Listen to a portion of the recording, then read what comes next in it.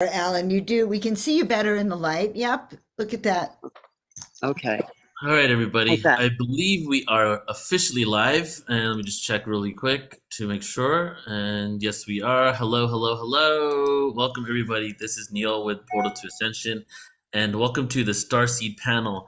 And today is an amazing day, not only because we're talking about an event that all of us are going to be at, but these individuals you're about to meet or meet again or tune into, we've been working with each other for quite some time and a lot of overlaps here. So this is kind of like a family or a galactic reunion, if you will, because the amount of awareness that is being shared by the individuals that you're about to receive transmissions from today is truly unprecedented and profound. So this is not just us talking about our work and also talking about the conference coming up, but this is a transmission from the stars today.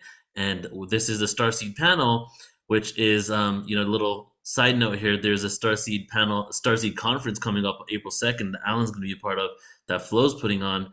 And I want to start it out by talking about Starseeds going mainstream.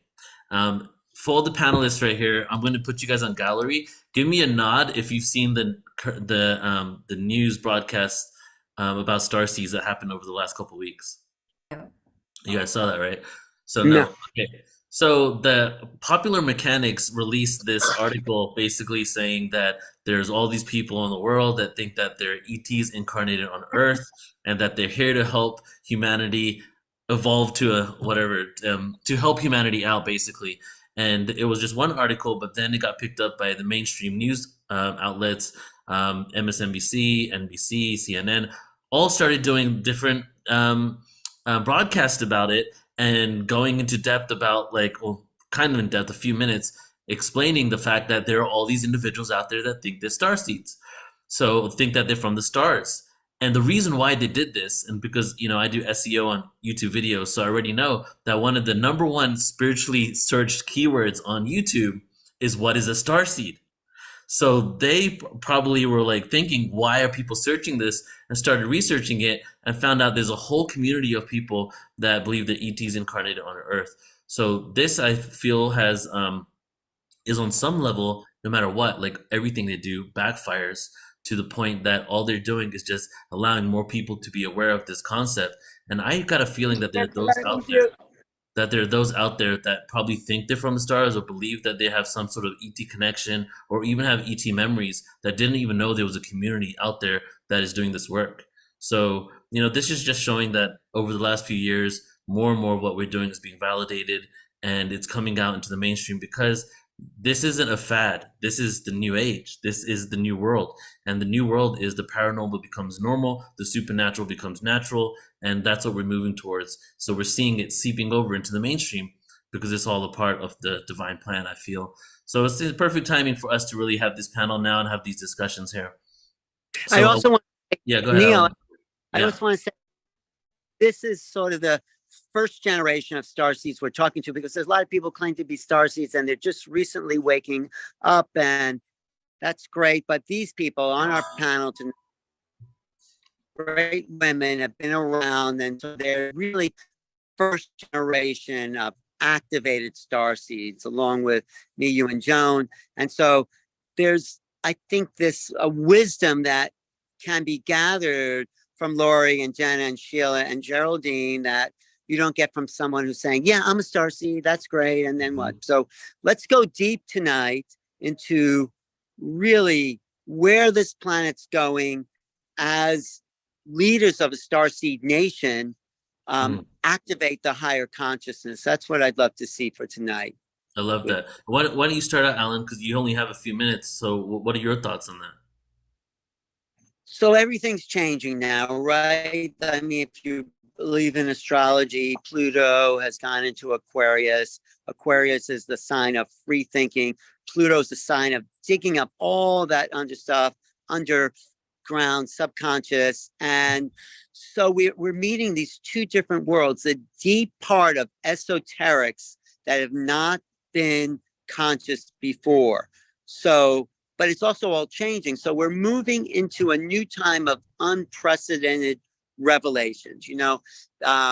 I love the phrase more than you ever imagined. That's sort of where we're going now. It's more than we could imagine in the past. The information, the activations, the alignment is just another level of who we are. So there's an awakening in the person that is going to happen right now, that people have new thoughts, new inventions, new, you know, the new TRAPPIST one planet is being discovered, and they claim to have life there. So this is in the Aquarius constellation. So we are just on the threshold of a new world, and this is where we're heading as a Starseed nation. So that's all I can say right now, but I'll try to jump back in a little bit. Okay. Sounds good, brother. Thank you. And let's go ahead Thanks, and everybody. Great. see you in a bit, brother. So let's go ahead and go around the panel. Yeah. I'd love for each of you to just, take a couple of minutes and really just let everybody know who you are. And I feel that I think it would be interesting to know, when did you guys actually have the realization that you are connected to star beings, or even an incarnated being on this planet? Because, for example, I woke up to spirituality, and it took me a good 10 years before I even dived deep into the whole concept of beings being from the stars coming down to Earth. So was it the same for you? Did it all happen in one go? So let's go ahead around the panel and start with you, Geraldine. Yeah, thank you so much. For me, I guess it was a lack of having language at an early age, but I was praying to the Pleiades before I even understood that it was the Pleiades as a child when I was 5 years old, looking up at the constellation, yearning and desiring to go back home. And of course, having experiences since the age of 5, and then unique experiences after that. I didn't quite understand that it was interdimensional or ET consciousness that was emerging. And it wasn't until 2013 for me, when I had my conscious contact experience, that I actually understood my entire life. My entire life made sense, because in that moment I met my hybrid children. I was taken to the Pleiades. I was shown myself in the Pleiades as an aspect of myself, my Pleiadian aspect, and what I had been doing, and I guess agreements that I had made in order to come into this earth. And every single moment of my life began to make sense. Every pain, every illness, every good thing that happened to me was an enlightening initiation, in a sense, progressively. That allowed me to come into the realization that we are not the human body. This is a temporary experience. We are universal, interdimensional, I guess you can say intergalactic beings, that we wake up consciousness and begin to remember. That's the key, that we're remembering our origins that transcend our human DNA lineages. So yeah, that was it. Beautiful. Thank you, Geraldine. Jenna, how about you? You're muted.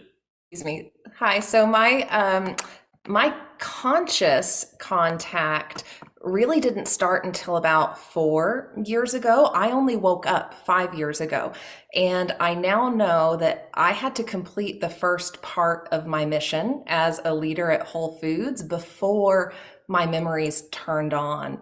And I had recurring dreams. One recurring dream as a child around the age of 4 and 5, which is pretty consistent with a lot of contactees, starseeds who had childhood experiences. And that dream was burned in the back of my mind forever, but I never, connected the dots on what was that dream and why was it happening. So as I started to wake up about 4 years ago, I started having extraordinary, experiences and synchronicities that started to help me understand that something different was going on with me. And then I started receiving conscious contact from what I now know to be my star family, ET beings with whom I've had other life experiences. And and actually last year, I went through a regression with Barbara Lamb, another regression that helped me understand what that childhood dream was, and helped me understand that was not a dream. That was a screen memory for lots of contact that was occurring back then. And like Geraldine, it all makes sense now. Because I progressed as a leader at Whole Foods in a really fast way at a young age without a college degree. And looking back now, I recognize that I was employing, a lot of these, interdimensional type of abilities. I had, clairvoyance and claircognizance and clairsentience that I was just utilizing in these ways that were not totally conscious for me back then. But as the progression of my awakening, quickened, it became clear, oh, I see what's going on now. I had this programmed into me, when I came to Earth, so that I could accomplish that mission. And so it's been, a really interesting, wild, extraordinary journey of awakening those memories. It's like a time release, like medicine, where it's like those memories and the consciousness unlocks on this like time release schedule. And that's what's been happening. So it's been, just this incredible experience of remembering who I am and where I come from. That's so beautiful. It's so interesting when we wake up and then you look at your past and you can see all these things happened that were leading you up to this moment, and all these things in the past start making sense. People in your life, things that you were experiencing. Like for me, when I woke up, I started looking at all my music I was listening to for the last 10 years. And I realized it was all like embedded with consciousness and ET symbolism, the music I was listening to. But it was at a point where I wasn't even aware of it. Like Tool, I don't know if you probably know the band Tool. Yep. They were my favorite band. And then I woke up and I realized that they were talking about 46 and 2, the DNA strands. They were talking about awakening of humanity. So it's like our soul is kind of emanating these experiences, and for us to basically remember until the point that we do, right? So it's kind of similar to what happened with you. And that's a great question, Neil. I've been sitting here like really, I can't wait to hear everyone else's waking up, but great question. Which question is that? Like when did you first wake up to the fact that you're Right. part extraterrestrial starseed family, that you are a starseed? Exactly. And So it's a Sheila, how about great you? deal. Well, I guess I had a few little time capsules that opened up along the way as well. In 1999, I became a walk-in soul, but it took really about 12 years of pure integration, soul clearing or cellular clearing, behavioral changes, all kinds of things. I knew that I was a walk-in. I couldn't really wrap my brain around being a walk-in because every belief system that I'd ever had was shattered, even though I accepted it. It was a really strange time in my life. But in 2012, I believe when that new photonic wave came across the planet, there was another up-leveling.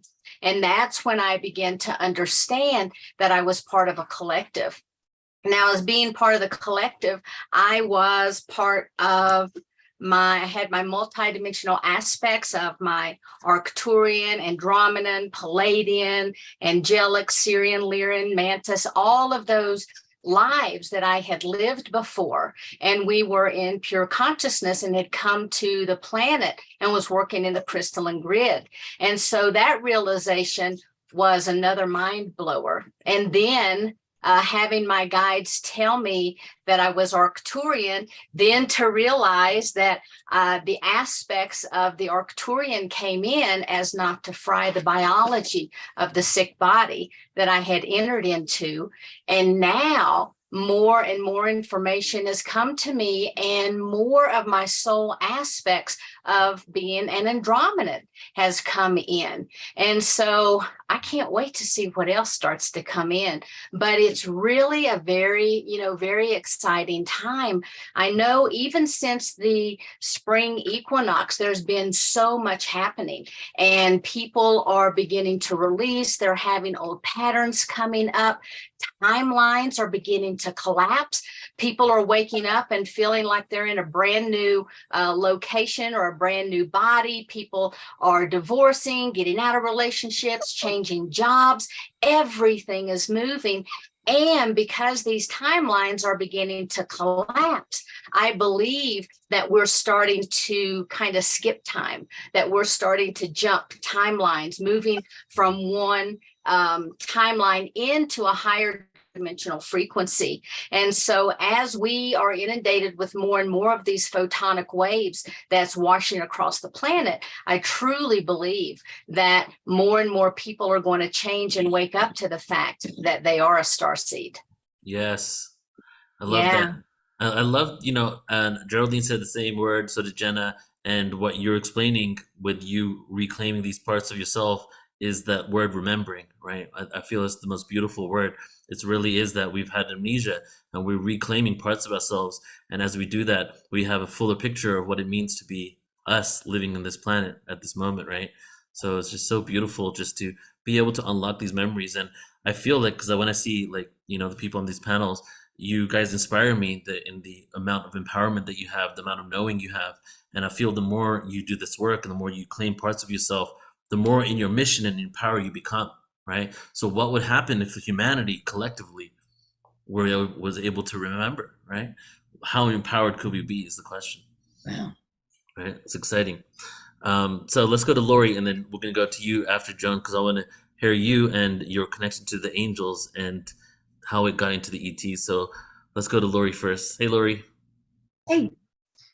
Yeah, so in keeping with the question, my so-called awakening or remembering happened almost 20 years ago now. I was living in Maui at the time, and I was studying with a very progressed teacher who spent most of his life living in the Himalayan mountains and learning things like teletransportation and levitation and elevating into mountaintops. And so I was studying with him, and one of the things he would teach us was to meditate through the evening and not sleep. And so I was one night sitting on the golf course behind my house and where I lived, Galani, and there was a ship.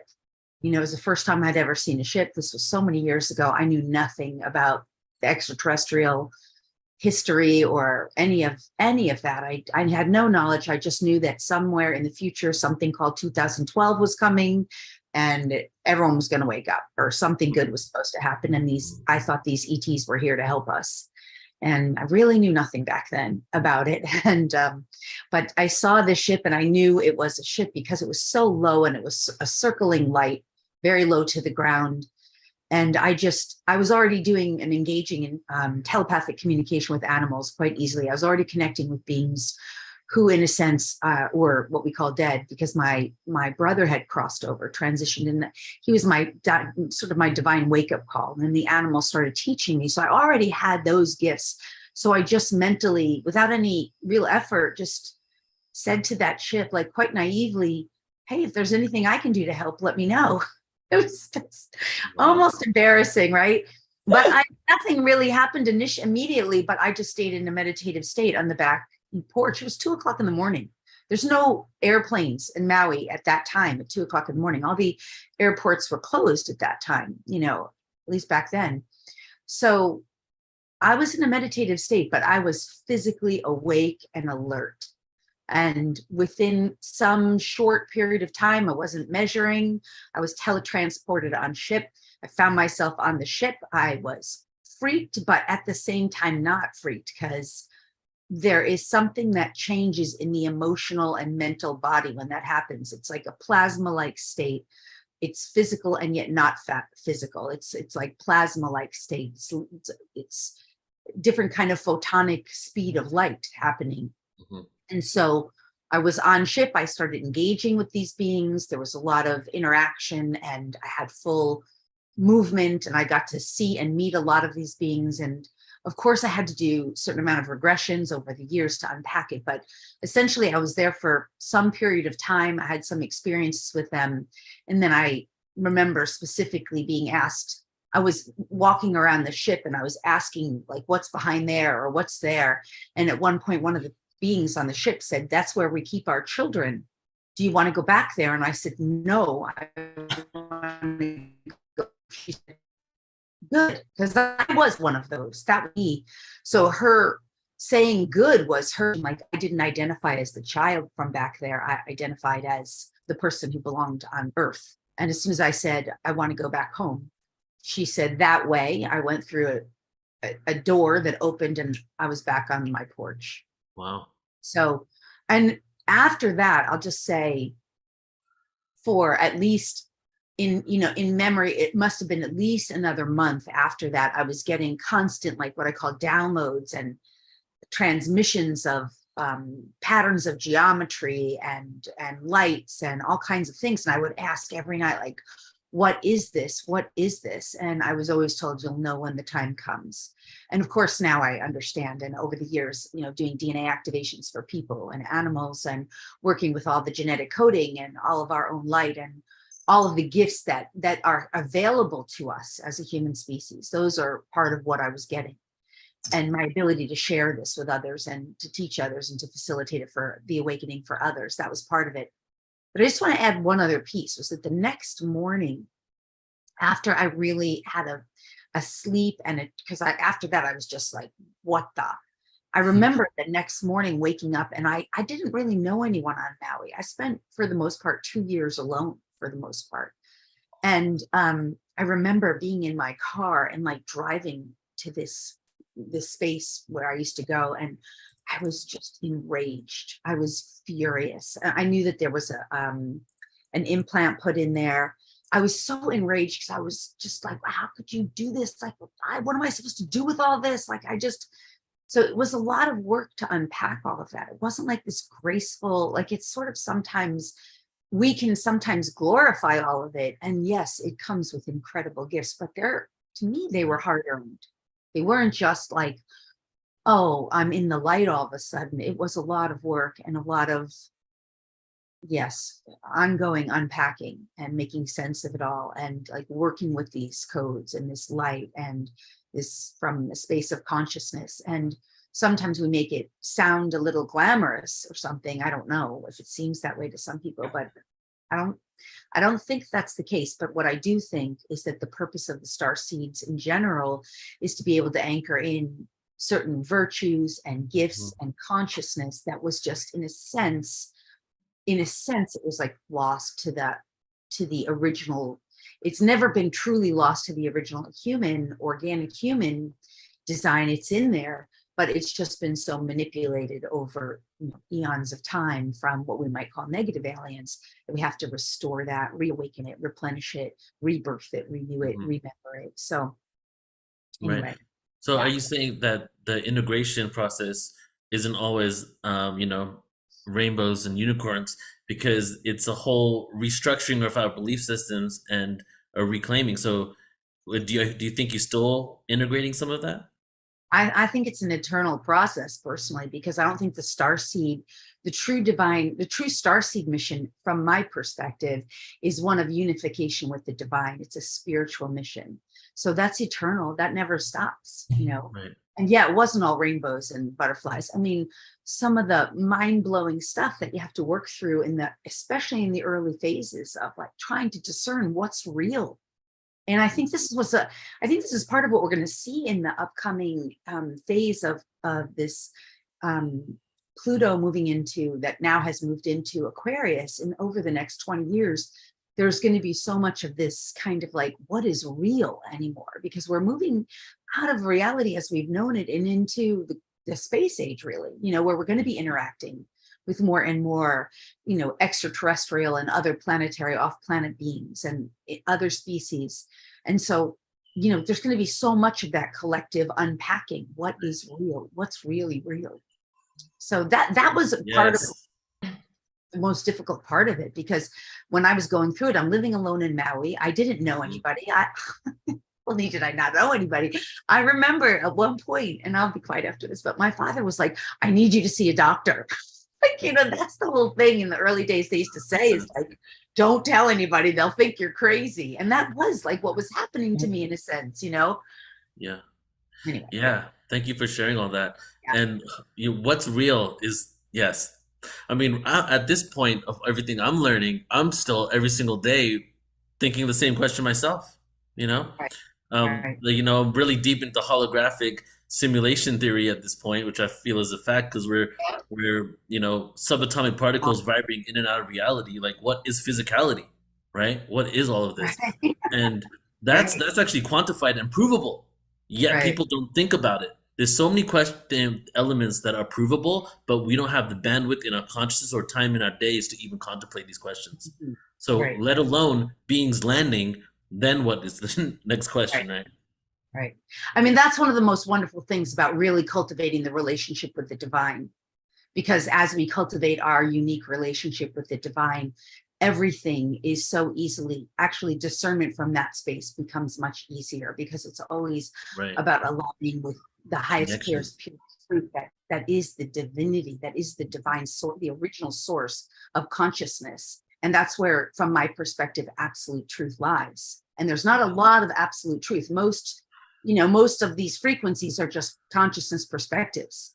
Yeah. But aligning with absolute truth, which is just so magnificent. Okay, That that's a comes good through one. through the I wrote sacred. that. We'll ask that question later. We're going to talk about truth in a little bit. So let's jump to Joan of Angels herself. And Joan, I want you just to kind of tune into everything you heard here. Let us know your thoughts, and then I would love for you to explain your journey of connection with angels. And are these angels star beings, or is there another realm of angelic realm, and then the star being element came later? Because I know we've been having conversations about your Arcturian self lately as well. So, you know, what are your thoughts, John? Well, that's a great, first of all, I think that's a fantastic question. And I really love hearing everyone's perspective and kind of your awakening. I started, I think it was in, I don't know, 2008, when I first started going to more of these UFO conferences. I heard about Arcturians. I remember getting this book and going, oh my God, I think I'm an Arcturian. I think I'm on an Arcturian. And I would have these experiences where I'd be walking and suddenly I'd find myself on a ship and in the control room in the ship. And for a long time, when I first started to feel that, I would be in that ship. And when I came to your conference in 2012, and I picked up my tall white star being who communicated to me all the time, I really began to really feel more in alignment with extraterrestrial. But my real deep connection has always been to the angelic realms. And I feel like Joan of Angels, Joan of Arc, there's a certain angelic component that I have always had. And when I was told to paint 33 angels in 30 days, and I began to paint and I began to feel wings and I began to feel one with that tribe. And I even began to feel like I looked like an angel, like, you know, that Starseed article you read. They don't talk about people who feel like they're angelic, you know, people who feel such a strong connection that they have wings and that they literally are here to help humanity as well. And so I feel, you know, that for me, I know that I am angelic and I'm also Arcturian, and they may play out at different times. But I also believe that they come from the high level realms where they do their work. They do different kinds of work. And, you know, we see pictures of the Anunnaki with wings. And so having wings is not just exclusive to the angelic realms either. Yeah, beautifully said. And a lot of times those wings also represent light ships, you know, different beings coming in here. Right. Mhm.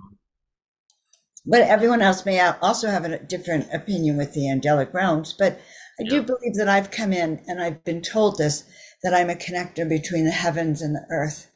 And I feel my most present when I hold that energy. Right, right. And I feel that's what our kind of like, because the next question, I want to go deeper and kind of do a different thing than what we do most of these panels and find some questions that will really just like unfold even more depth of like, how can we cultivate connection moving forward with ourselves first and then the rest of the world, and then also what this new world can look like. So what I want to start with is, I think it would be really interesting to know, you know, what you believe, each of you guys believe that your specific mission is on this planet right now in this moment. So I'm just going to say how we're going to do this. We'll go with Jenna first, Sheila, Lori, and then Geraldine. So go for it, Jenna.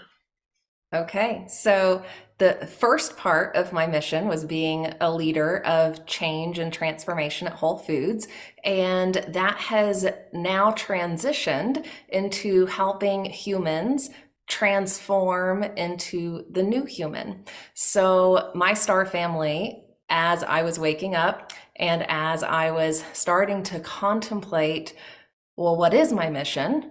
I got told very specifically that I was to leave Whole Foods and that I was to go down a path of shamanic study and very specific spiritual and transformational practices that do, what Lori was talking about, DNA activations and the energy work that helps us upgrade and transform our energy field, and as part of that, the shadow work, right? And the reprogramming and really looking deeply at, where are we holding, the distortion and the collective trauma and the ancestral trauma that humans have, carried for thousands of years now. So my current mission as part of Star Family Wisdom is, presenting a mystery school and programs and courses and these transformational tools that help people literally do that transformation work and literally at a cellular DNA level turn on the light codes of the new human, because that's what we're here to do. That's what all star seeds are here to do right now. And even if you are a star seed, your human, your human suit, your biology, right, is carrying all of the stuff that came before us here on Earth. And so we're here to do that work, to clear it and shift it and transform it. And so the mission that I now know as part of my time here on Earth is to help as many people as possible move through that process. Because like Lori was saying, it's not easy. Transformation's hard, and it's something we as humans naturally resist a little, because it pushes us out of our comfort zone. It's gonna get uncomfortable. We've got to face our fears, right? All of that stuff comes with transformation. And so, having some structure, and support and these like initiation processes that help people step by step go through that transformation is what my mission is now. And to share as an open book and be as transparent as possible about my transformation and what that awakening was like, and what I've had to face as part of that. And for anyone who's interested, by the way, on I think April 4th, a podcast episode is coming out where I share my entire regression from last year, and you get to hear me relive this contact with mantis beings and gray beings as a child, and you get to hear me relive remembering time on a ship before I came into this body. And so I share that regression because it's not like the most comfortable thing to listen to, because I'm in tears for the first part of it as I'm releasing trauma that my child human self was carrying. But I think it's important that we just peel back the layers and pull back the curtain on some of that, because I think that's like the level of transformation that we need to be going through, and we need the ability to face whatever we're carrying, and we need the ability to be able to face some of the darkness that is on the planet, and find a way to shift that, right? And find a way to call back our power and, reclaim our soul memories and all of that. So I share the regression for people who are just waking up, or people who think they're star seeds, or people who might think they have suppressed memories, that need to come out, because that's part of our transformation is uncovering all of that and learning then how to transmute, right? And how to transform, what has been in the shadows into gifts and into light. So transformation and helping everyone become the new human is the mission. It's so interesting how much how much trauma there is beyond this life, right? In other realities. And as we remember these lives, we're able to bring peace to those existences as well, right? And I feel like it's almost like we're not able to go into this next dimension with the baggage that we've created from these Right. traumas, right? Right. It's like we've got So to it's, clear the karma. Like yeah. and we're all carrying lots of it, you know, and so we've got to do that hard work to raise our vibration, transform it, and carry literally the energy of heaven on earth. Like that's our goal. That's what we're here to do. Hmm. Sheila, how about you? What is your mission? So actually my mission is to be a way shower and to help people prepare for this time that we're in. And that information came to me very early on during a shamanic journey, and my guides came to me and they explained first off what a mission was and what I was to do. And ever since then, everything in my life has been dedicated 100% to my mission. If I'm not on mission, I'm not doing it. And so I've been very blessed to have a lot of doors open to help me achieve this. And, when I was first told to be a way shower, I thought I had to be a way, that I had to be the way shower. And I didn't realize that also meant opening up and bringing other people in. And so in developing the Conscious Awakening Network and developing the Galactic Alliance and bringing other people's voices to the table, like right now, Phil's running Cosmic Conversations for me. And so I feel like the more voices that are heard, the more information that's shared, the more resonance gets out. And I think that is what being the way shower is getting that resonance out and helping people wake up. And Jenna, it's so funny you're talking about not carrying the karma through, because my healing team just recently gave me an entirely new healing modality where I work on what they call the ley lines of the body. And when they first came, I'm like, oh, you mean the meridians? And they're like, no, the ley lines. I mean, oh, well, we call those the meridians. And they're like, no, the ley lines. And so they started showing me all these various ley lines and how we actually have these 12 layers of the body and all of these different things. And I did some sessions with people today that were able to release trauma that they had carried in from their galactic lives. They had incarnated into families that would actually provide those trigger points to bring up that trauma so they could heal it, so that they could move forward to newer and higher levels, so they didn't have to carry that. So I'm glad you mentioned that. Wow. Jenna, do you want to comment on that?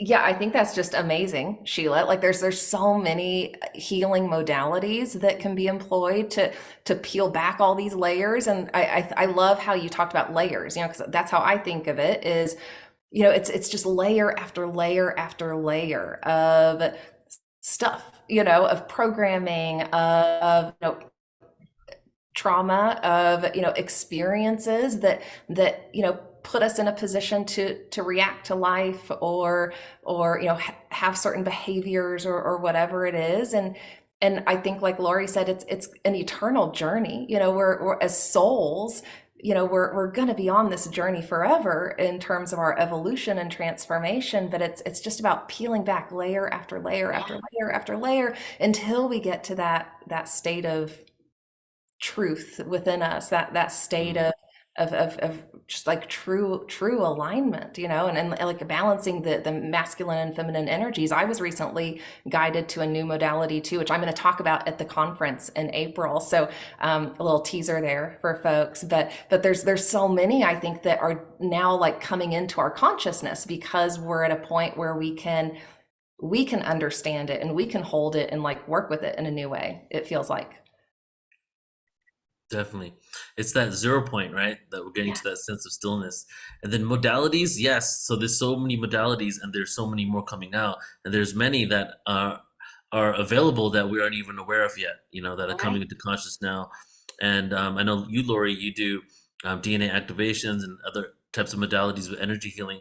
So Lori, what do you feel is your mission, and what kind of modality do you go towards? Like, out of all the modalities you have, what is the one modality that you love to utilize the most that helps people release that trauma to get to that stillness?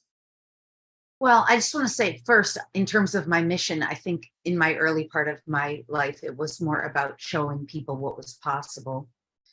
And I still think that's a huge part, because I find that in my experience as just as a light worker, that I'm always demonstrating to people, like sometimes without even demonstrating to people how what's presented in the physical world is not the limitations that we have, that we can go way beyond those limitations. So those perceived limitations of the external reality.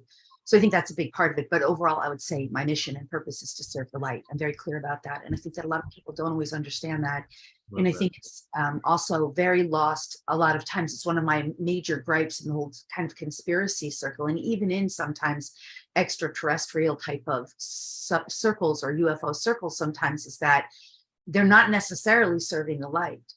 And I don't think that people always realize, and I don't necessarily know that people realize what the difference is between serving the light, serving the dark, or being, just serving the ego, serving the self, or just serving the greater good, which that's awesome too. There's necessarily no judgment between them, but I do think that people don't necessarily realize or know who or what they're serving.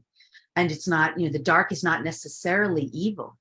The dark is constriction, contraction, resistance. The dark is staying small, stuck, or keeping us in the old paradigm. The light is expansion, right?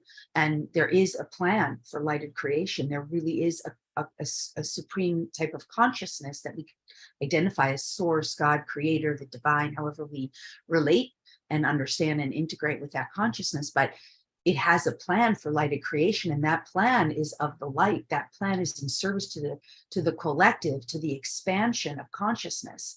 And in order to truly serve the light, one must be aligned fully, wholly, and completely with the light and its agenda. And one must be continuously choosing to sort of release or disalign or disalign with that egoic structure that is in what we call fourth dimensional reality, that serves the self or serves egoic structure, or in some way gets pushed or swayed about between constriction, contraction, and expansion, or all the variants in between there. So for me, when you ask what is my purpose here, my purpose now really is to bring in the light and to help people to understand that there is a plan of the light. There's a plan for lighted creation. There is an agenda of the light, and all of that is all about expansion, up-leveling, transformation for the collective of humanity to remember. So as a starseed, that is my agenda. That is what I'm here. The agenda of the light is for expansion. And I serve the light, and I align my desire to my desires to serve the light. And in so doing, I'm doing my best to support humanity. But in terms of tools, to answer the second part of your question briefly, what happens, and I think I did hear this as Sheila was speaking, what happens is, as we serve the divine and as we allow the divine to work through us, however we allow the divine to reveal itself through us, what really happens through that process is that it delivers to us exactly what we need to be the best expression of ourselves and to offer the gifts of the divine to those we serve. And so that always becomes like our unique gifts. And that's one of the other amazing things that's going to be happening, because Aquarius, one of the most amazing gifts of Aquarius as a sign, as an energy, is unique. The uniqueness and authenticity of those qualities associated with Aquarius. And so the Aquarian age is going to bring out our unique, authentic nature in each of us. And so when I'm using modalities, it's always the divine is showing, telling, teaching me, telling me what to do or what to share, or I'm always following the divine guidance that's coming through me. And so even though I have like a huge toolkit of healing modalities, it's always about, what does this being in front of me, or this situation, circumstance, or scenario, what is it calling for right now that the divine is meant to bring through? Yeah. I could feel the light through my body as you were speaking, Lori. That makes me happy. Yeah, that was beautiful. And I know Geraldine was nodding her head quite a bit there. So love for you to share, Geraldine. But before you share, I want to talk about the regression you gave me, Geraldine, in August. Geraldine gave me my second regression ever. My first regression was 2008, when I wasn't even fully aware of, all the information I'm aware of now. And in that moment, a lot of memories came back to me, and we haven't really had a conversation about that since then. But I did another regression with Bridget Holiday a few months later, where it picked up from the regressions that we were doing, and we started visiting the planets that I was visiting with the regression that you facilitated from me, and I had locations and coordinates of the planets that came to me as well. And so for me, it's just a remembrance, a beginning of my remembrance of actually my ET connection, and the star families that I feel a resonance with are only coming into my life right now. For the last 4 months, it's been a nonstop download, if you will, of these memories coming back and feeling that I have my support team with me. And so I just want to say thank you, Geraldine, for facilitating that experience in San Diego. Hopefully I can share with you, more of what happened to me after that. Cannot wait to hear it. Thank you so much. So should I share now or Yes, please. Oh, okay. Thank you. First of all, I love this is a perfect segue because you asked what is the mission, and precisely when I deprogrammed my own DNA, I began to activate my interdimensional. So we deprogram DNA, you deprogram matrix programming. Everything that you come into the ancestral lineage in the human third dimensional realm, you begin to deprogram all of that, and you begin to enter into the 0 point. And that's where you begin to activate this interdimensional DNA, essentially. And what happens by that is that you have to learn how to harness and hold, cultivate higher bands of frequency in order to begin to access this higher information. So like Sheila was saying, that she began to activate many ranges of her ET contact, archetypal aspects of herself, different species. Same thing happened to me. I know it happens to many of my contactees as well. And when I began to open these layers within my interdimensional DNA, I began to get invitations or perhaps activate contractual agreements, memory encoded in that ancestral DNA, intergalactic DNA. So there were channeled information, technologies, information, ancient wisdom of our history of the world, of the universe, of the galaxy, physics and science, math of how this universe functions. And what I discovered after receiving these overload of information, essentially, is that if we get attached to any one of those levels of information, we kind of reach a ceiling and we get a cap. We get a cap on our ascension if we identify with any one of these streams of consciousness.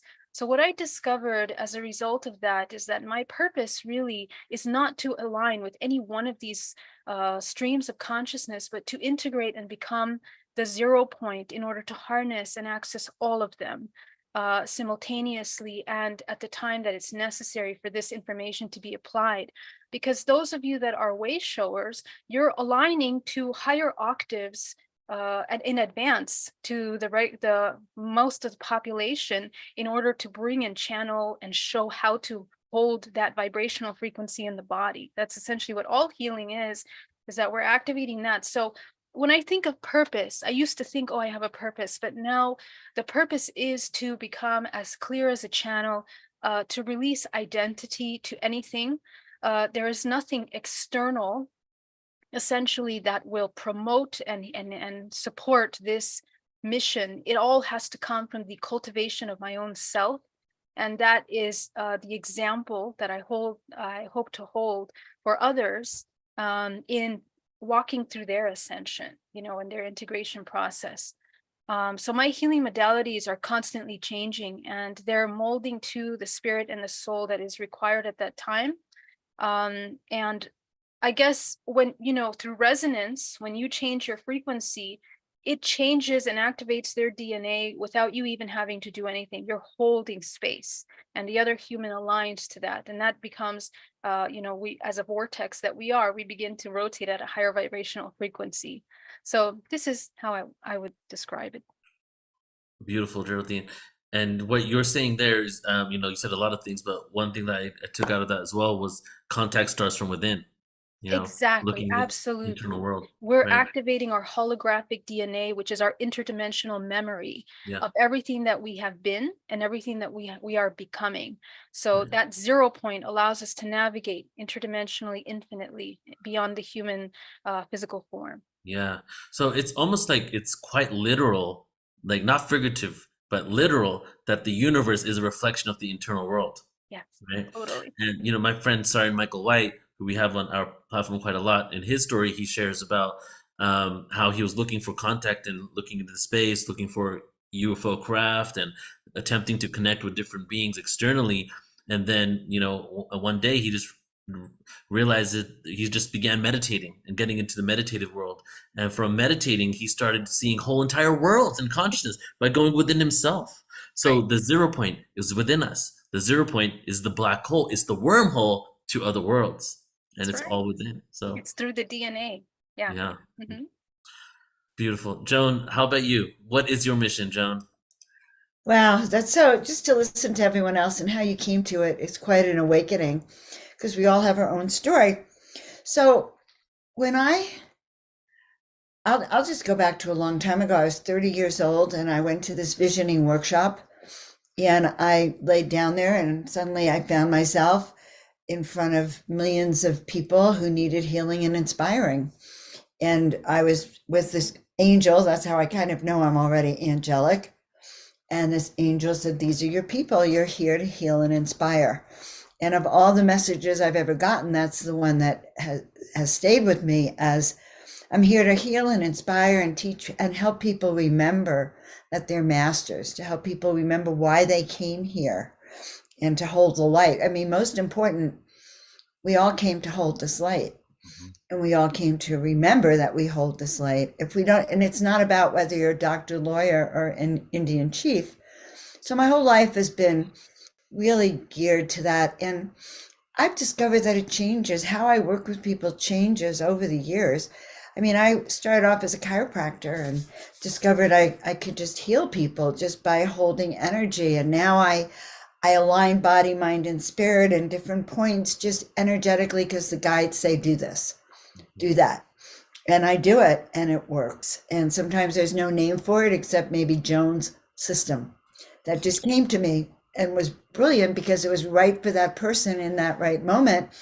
And I know all of you and I know how you all work. And we respond to, really, it's not the method, it's really, it's the channeled information that's so direct for each person that we all work with. And the gift of being a starseed and an angelic being is that you're tapped into what other people need, and you're tapped into this energetic, especially of healing. And the big theme is that all of us came to be of service to humanity in some way, shape, or form. Right. That's one of the many reasons I'm grateful for you, Joan, is what you started out with there. You're here to help people remember.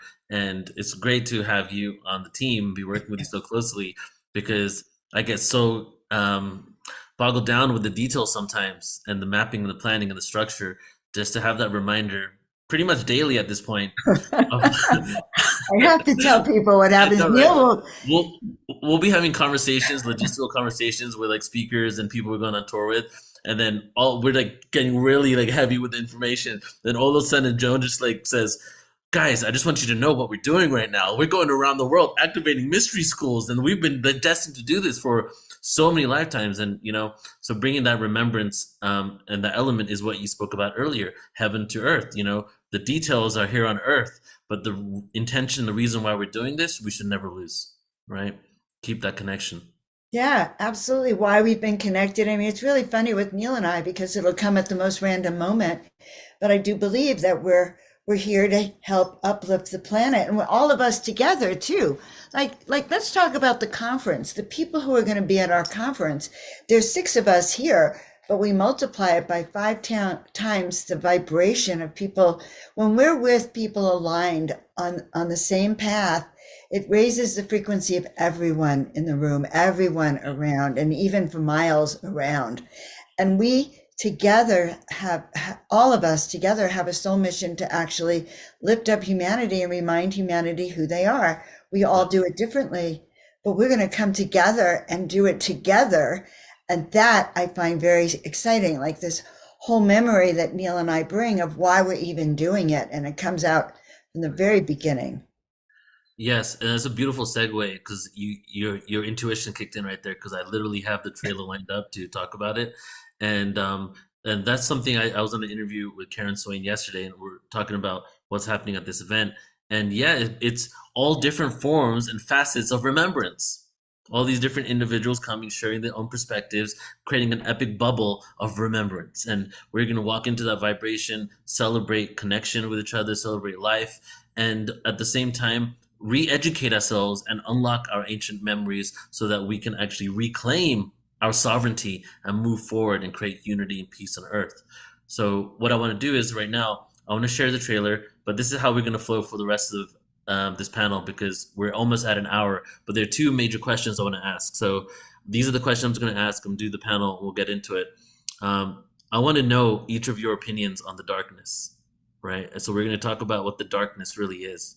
And then I want to also talk about the question inspired by Lori earlier. Is there many truths or is there an absolute truth? And could those truths coexist? Right. So that's what we're going to get to in a minute here. So first, I'm going to go ahead and play the trailer. And this guy's San Diego, California, April 21st, 22nd, 23rd, in about 3.5 weeks from now, I think. And we're going to be in San Diego, the Marina Village Conference Center, right next to SeaWorld, like 4 minutes from SeaWorld.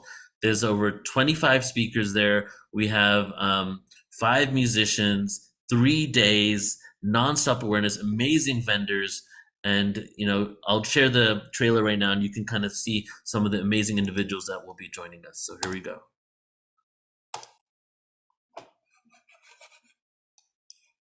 After 3 years of having to produce the Portal to Ascension conference online, we have been waiting for this moment. The Portal to Ascension conference is returning live and in person. Join us at the Marina Village in San Diego, California, April 21st to 23rd, 2023. As massive shifts are happening on the planet and hidden truths are being uncovered, we are piecing together the fragmented parts of our existence and timeline. At Portal to Ascension, we are dedicated to full circle awareness of the truth of who we are and remembrance of our connection to the cosmos. This is showtime. There is no holding back. Now is the time for us to harmonize the frequencies and create unity and peace on Earth. We are deprogramming from an outdated matrix system, re-educating and remembering an inherent truth that connects us all. As we come together, we activate our truest potentials, individual gifts, and collective resolve. We are ushering a whole new reality that we know is possible and is waiting for us to embrace it.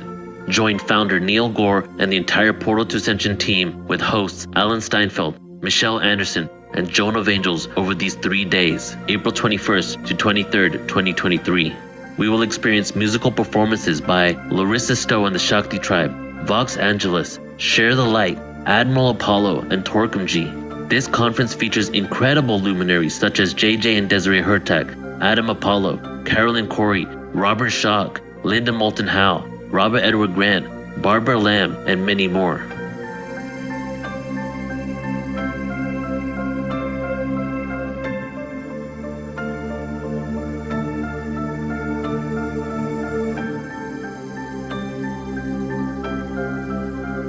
Register now at ascensionconference.com. It is time for humanity to awaken.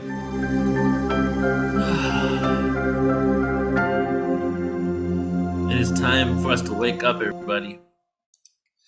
And we can have fun doing it. Right, John? Absolutely. You guys are some of my most favorite people. And I feel excited that I feel family, that we're a soul family coming together and calling in our tribe. So all of you who are listening, you know, you feel that call, we are there. Mm-hmm. Yeah. And I want to also just do a shout out to our sponsors before we get back into the questions for this panel. And we have 2 of our sponsors here on the panel with us. And the third one is Tangela from Soul Search, soulsearch.io. And she can't make it. She's not feeling too well right now. But Soul Search is an online platform, which is a conscious directory that is also a community. It's kind of like a social media directory and videos, and also a place where you can search all around the world for practitioners to really help you with these modalities to not only empower you, but to help release trauma. And the other 2 sponsors, Jenna Layden from Star Family Wisdom and Sheila Seppi from Galactic Alliance. And actually, before we get back into the questions, Jenna and Sheila, Jenna, you can go first. Just give us a couple of minutes really quick, just about, what Star Family is and what you guys offer. And then also you please as well, Sheila. Sure. So Star Family Wisdom is a paradigm shifting podcast and modern day mystery school for your evolution. So we offer programs and courses and lots of resources, lots of free resources that support you in moving through your healing and transformation. I lead workshops and multi-week programs that take people through shamanic initiation and deliver rites that are energy transmissions that are designed to upgrade and transform your energy field, turn on that new DNA. We offer sacred geometry drawing by Nadi Hana, which is another incredible transformational tool. And then there's all sorts of other courses and programs that give you tools you can use at home on your own, and give you, the really holistic, well-rounded approach to transforming, not only our energy, but the mind and the body also. Beautiful. Thank you. And Sheila, how about you? What is the Galactic Alliance? Oh, well, the Galactic Alliance started out as the Wish Alliance for walk-ins, indigos, starseeds, and hybrids. And then we had people saying, well, wait a minute, I'm a dimensional being. Wait a minute, I'm an angelic being. Wait a minute, what about us? And so we changed our name to the Galactic Alliance to be much more inclusive. But what we are is a multidimensional conscious evolution movement. And we're for anyone who is seeking universal knowledge, spiritual growth, education, or community. We have what's called the Galactic Ambassadors. We have over 100 Galactic Ambassadors who provide a variety of services. Everything out there imaginable is being offered by our ambassadors. And so we also try to promote them as a way to really, get this information out. And so we do have 2 podcasts every night or every week, and that's on Monday and Thursday nights at 7 p.m. And so this is our way of also bringing outside sources to help educate our community. Mm-hmm. Thank you, Sheila. And I feel truly blessed to have sponsors at this event that I actually want, the sponsors that I wanted to have at this event. So it's not like I had the sponsorship page and people reached out and I just said yes. It was a conversation with people I'm already working with. Jenna, Sheila, and Tangela are 3 people that I respect and admire so much and done such incredible work. And we work closely with each other. We do a lot of things with each other all the time. So this is really a family coming together to create this event and support each other. The amount of crossovers and layers that we all have with how we're supporting each other and how we work on each other's platforms is so numerous, and it's really exciting for me. So thank you guys. I really appreciate you guys, being there and being sponsors of this event. Okay, so let's get into some more questions, all right? And I know, because I actually have a lot of questions, but I know we don't have time for all of these. So we're going to do the 2 that I said, but there's one other one that I really want to know. Is the question, will we have open contact with the stars in our lifetimes? And what will that world look like? Just your own opinion, or, a lot of you guys actually communicate with these beings. So what kind of awareness and downloads are you receiving? And we'll start with you, Lori, then Sheila, Jenna, and then Geraldine, and then Joan. Okay, so the question was, will we have open contact in Yes. physical? And let's try to make these around 2 to 3 minutes tops in responses, so we can do some questions. Well, what I want to say first is you need to understand, I think for every human on earth, if you're listening to this, chances are very likely yes. But for every human on earth, what we don't really understand, that we're just starting to begin to realize, is that reality conforms to us. Yes. So we're not really having one experience globally. Which is to say, so how does that relate to the question at hand? Is that for those people choosing it, desiring it, needing it, intending it, resonant with it, the answer is most likely yes. Because the soul's journey provides whatever experience is necessary, needed, required for the soul to advance and to progress and to grow and to evolve. And so for people who are resonant with this concept of starseed and wanting to know more about star family races and wanting to uncover and discover their own star family connection or their star origins or their original star planet or any variation of that, the chances are incredibly high. And at the same time, as a collective, our the agenda for the light does involve intergalactic, we're moving beyond this matrix of reality where we're just this single planet existing in the middle of space with nothing else around. That's like, so the evolution of our humanity as a collective is moving into that reality. So as beings are ready for that experience and resonant for it, they will have it. Thank you, Lori. My answer to that. Sheila. Beautiful. I loved what you said, Lori. And I have to say, just look around. We're already here. I have to say, because I'm part of a collective and I'm constantly, receiving that information. I have been on ships. I have had contact. And I think that the reality of it is, just like you said, Lori, we do live kind of almost in a split reality, because as our consciousness raises, we're able to see all of those dimensions below us. And that's what's happening. We live in the 3D, but our consciousness can be 4, 5, 6, 7D. But if you're just in a 3D with that 3D consciousness, nothing is really happening. And so you hear all these people talking about these experiences and, wow, man, this is really great. And I saw a ship and, yada, yada, but nothing's happening with them. They really can't grasp what we're saying. And so I think that there really is a splitting of the timeline. Will it actually happen in our lifetime? As I said, I believe it's already happening. Will it happen on a large scale? I think it already is. And I think that it's up to all of us to determine really when that's going to happen, when we have that mass consciousness, that pivotal point that we as a society open up and vibrate at a frequency that's going to allow all of that contact to come in. That's when I think it'll happen. Right. And you were saying earlier about us shifting timelines constantly, yes. Right? So it's almost like we're at a point now where any of these timelines we can choose. Absolutely. Absolutely. Right. And there's this CIA project called Project Looking Glass, I believe it was, where they were able to see into the future. And after a certain date, sometime not within the last few years, they weren't able to see anything beyond that date, right? And to me, that goes in alignment with that anything is possible at this point, Yes. Absolutely.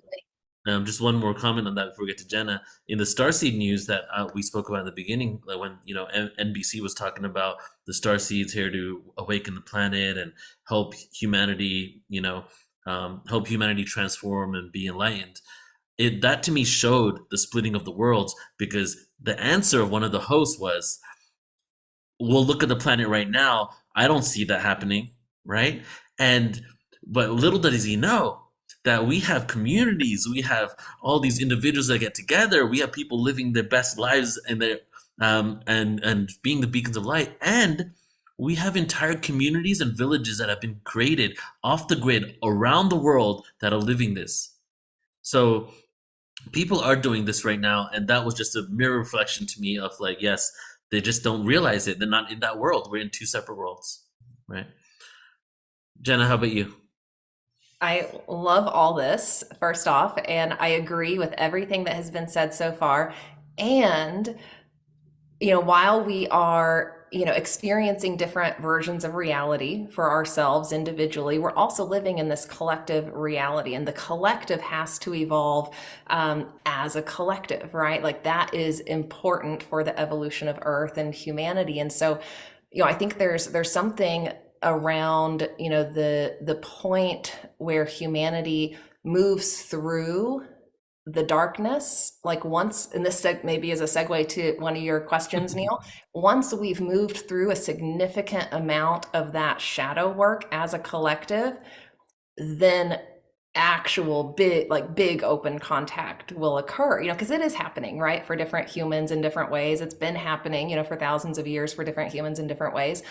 But we are at the precipice, right, of entering the galactic community. And that's why we're here, to help prepare humans for that. And, humans need to wake the F up, pardon my language, like that. That's why, we're here. So there is going to be a point, I think, where, it has to happen, whether we're ready or not. And so we're getting really close. And I think we are going to experience something really, extraordinary in our lifetimes. And I think it's just a really awesome, like, outcome of all of this work we're already doing, and all of the star seeds and humans that are, turning on their memories, moving through the darkness one by one by one.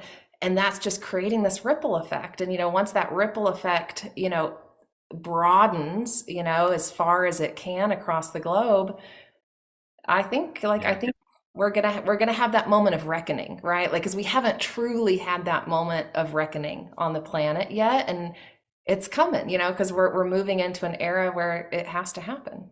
Yeah. Once we release these triggers, and it comes down to the inner work, right? And Geraldine, that's what you've been doing for so long, is really assisting people with doing the inner work. And with your Bay Area meditation group, I think that was before you even fully woke up. Yes. Even before you were into all of this on this level, you were assisting people in going within, right? So what's your take on all this? Yes. Well, what I've been seeing, and many of us have been seeing over the past many years, that, the way that this multiverse is moving, we're literally the frequency of this organism. Imagine the Earth as an organism. We are the little human organisms that participate like cells of this organism.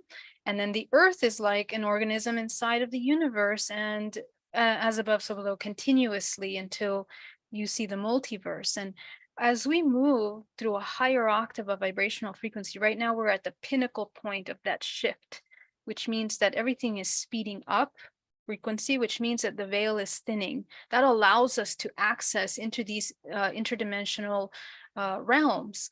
But our entire biology, the construct of our bodies, is designed, this bioelectrical system that we have in our bodies is designed in order to match these vibrational frequencies and access that information. So I love what Lori said, that we are requesting, we have to request that information, because that's exactly how this occurs. We input into the system what we want to experience, and the system plays back that experience for us.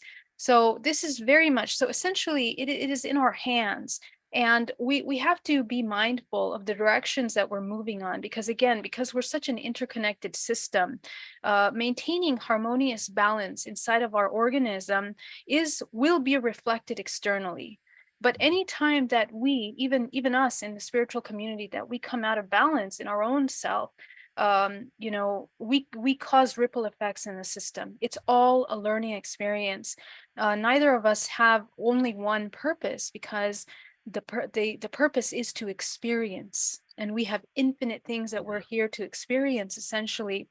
But I do believe that because of this mechanism that's occurring, we will experience collectively another major awakening, just the way that the past 2 years have been a pandemic that forced a lot of people to wake up consciousness in such a powerful way, to question the routines and the dormant states of hypnosis that they were in.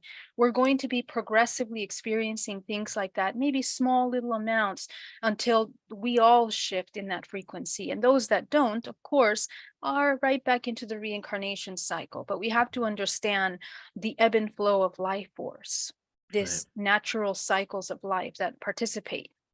Mm-hmm. And Joan, how about for you? What do you feel is going to happen in this life? And and I say this question loosely because I'm not about predicting the future.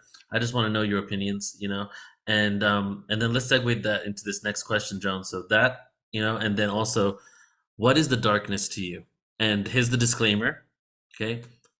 There is no right answer, first of all. And the darkness, I'll just give my perspective. I feel honestly the darkness works for the light, and that without the contrast of the duality of darkness, it's hard for us with amnesia to remember the light. So it's actually working for us. But then there are those that are completely invested in what the darkness is doing, and call it as evil. But the way I feel this world works and this game works is the only way you can act in a movie is to believe that the evil person is evil. Even though ultimately you're both actors, and then after the show, you're probably going to go out and have a drink together, you know? So so it's okay. It's a paradox. It is and it isn't at the same time. So Joan, go for it. You're muted. I'll start with this. I think I just read recent statistics, 69 or 70% of people around the world believe that ETs and aliens exist, and angels. So it's not a matter, when we talk about disclosure, that you're saying the government should tell us that what we see is true. And, I'm not really for that. I really believe that each and every one of us, especially us, have our own contact and actually have our own reality about it. But getting back to maybe the general population, whether or not they're going to land on the White House lawn again, are they going to show up for us more? Yes, I think so. But I also believe that it's already happened. It has already happened. Even people I never thought would ask me, who thought I was crazy, are now asking about it. Plus, think of all the films and the way the government is planting these seeds of it's going to happen. It's going to happen. And who knows how it's going to happen. But we do know that we are privileged to have it already happening for us. Now, on the subject of dark versus light, Neil and I have constant conversations about it all the time, because I don't necessarily buy in. I don't like to believe, the darkness serves the light. Well, it does. I think we all come in and having to make a choice of whether we serve the dark or the light. And I think that the dark side has such a good hold on keeping people from doing the light. So to me, the dark comes in a way that we have to learn where we stand and whether or not we are going to step up into our power. And so much of what happens that I would call dark and evil has also forced me to know who I am and what I call in and what I stand for, if that makes sense. There is a counterpoint. I think that as much as we want to live our soul purpose, there's an agenda that they don't want us to accomplish what we're going to do in this ascension timeline we're on. And so there is a game that goes on between dark and light, whereas the light, we want to get there first, I think, for sure. That's kind of my first thoughts on it. Thank you, Joan. How about you, Geraldine? So the way that we exist in this three-dimensional realm, duality is part of the design, the architecture of this construct. So without the dark, it cannot create the pool and the friction that allows this evolution to occur, essentially. The darkness essentially is one of the most powerful things that the human has. And the moment that we become friends with the unknown, because the darkness is the unknown, we cannot see, we cannot understand it. So when we become friends with that unknown, the human can activate and access higher octaves of information, higher faculties in their body for navigation that transcend the biophysical aspects of navigation. So we are learning, and many ancient cultures have been training how to navigate the unknown internally by alchemizing fear into love, and essentially learning how to cultivate a 0 point of neutrality and non-judgment of anything. You don't compartmentalize good or bad. And that creates health in the body. That's scientifically understood. And it's the same in dream state. If you learn how to alchemize and bring yourself into a neutral state, non-judgment in dream state, or when you're out of body or having ET contact, you also activate higher octaves of faculties. And essentially, we are learning how to train ourselves at the time of death, that when we die, when we leave the physical body, we learn how to navigate that unknown, that greater unknown. But essentially, it's about becoming one. And in that white light, remember that white light, when you refract it, it's every single color of the spectrum. It is that expansion and contraction, the white hole and black hole that makes up this physical body and the architecture of all potential experiences. So I don't feel that there's either good or bad. It is we require both. We're experiencing both.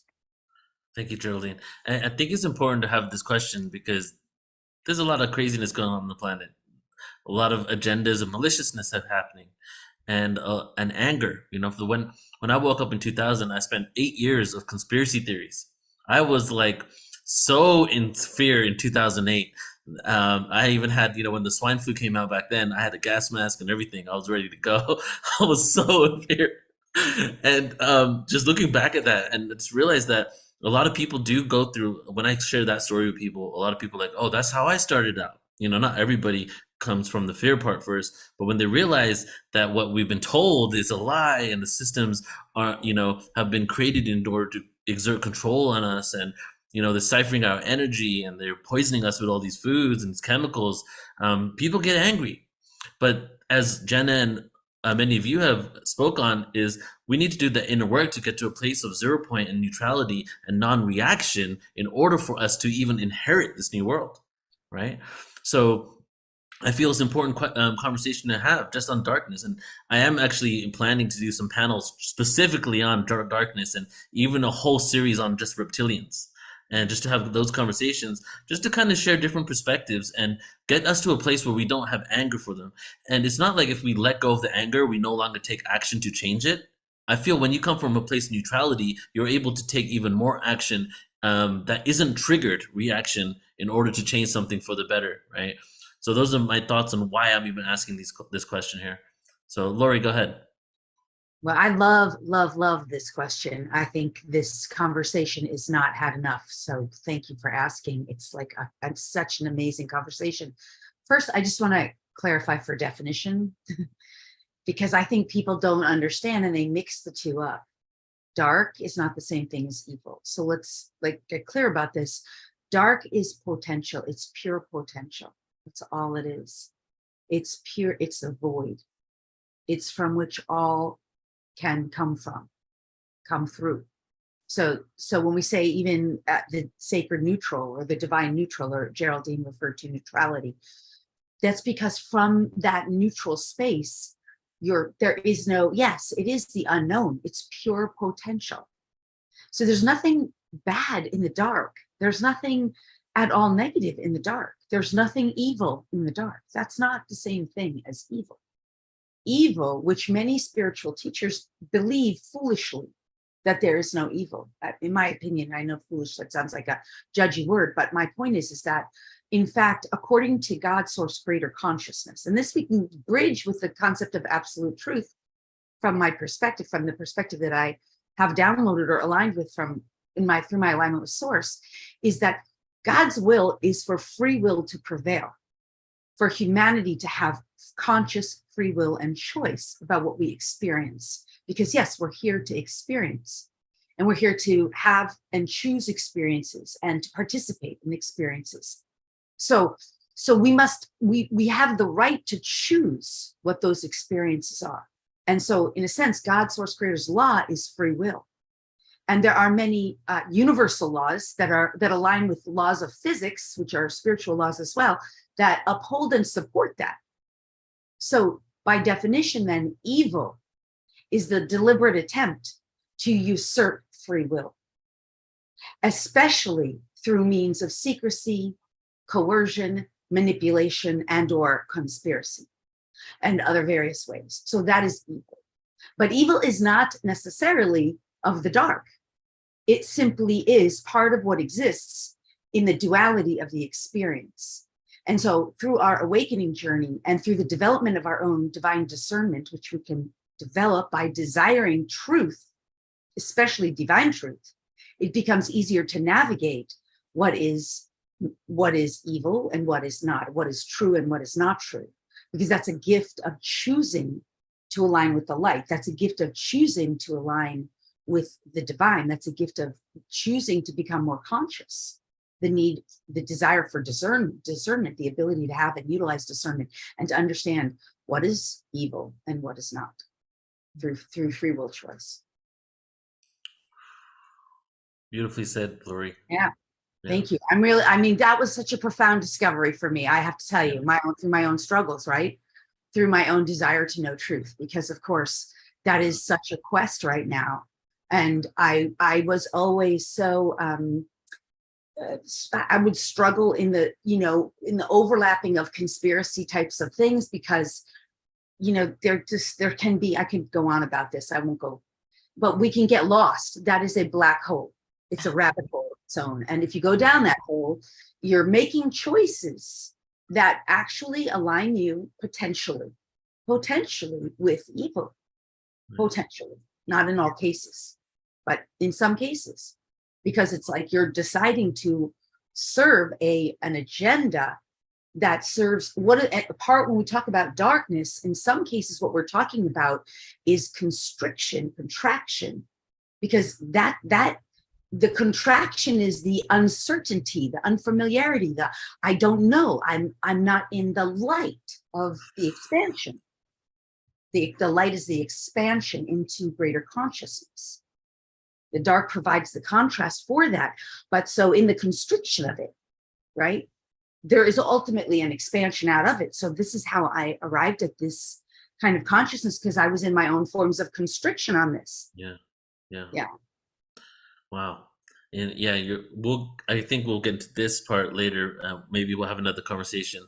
But when you said evil is not necessarily of the dark, that's a whole other conversation we need to have right there. It is a whole other conversation, because the light can use evil too. Yeah, exactly.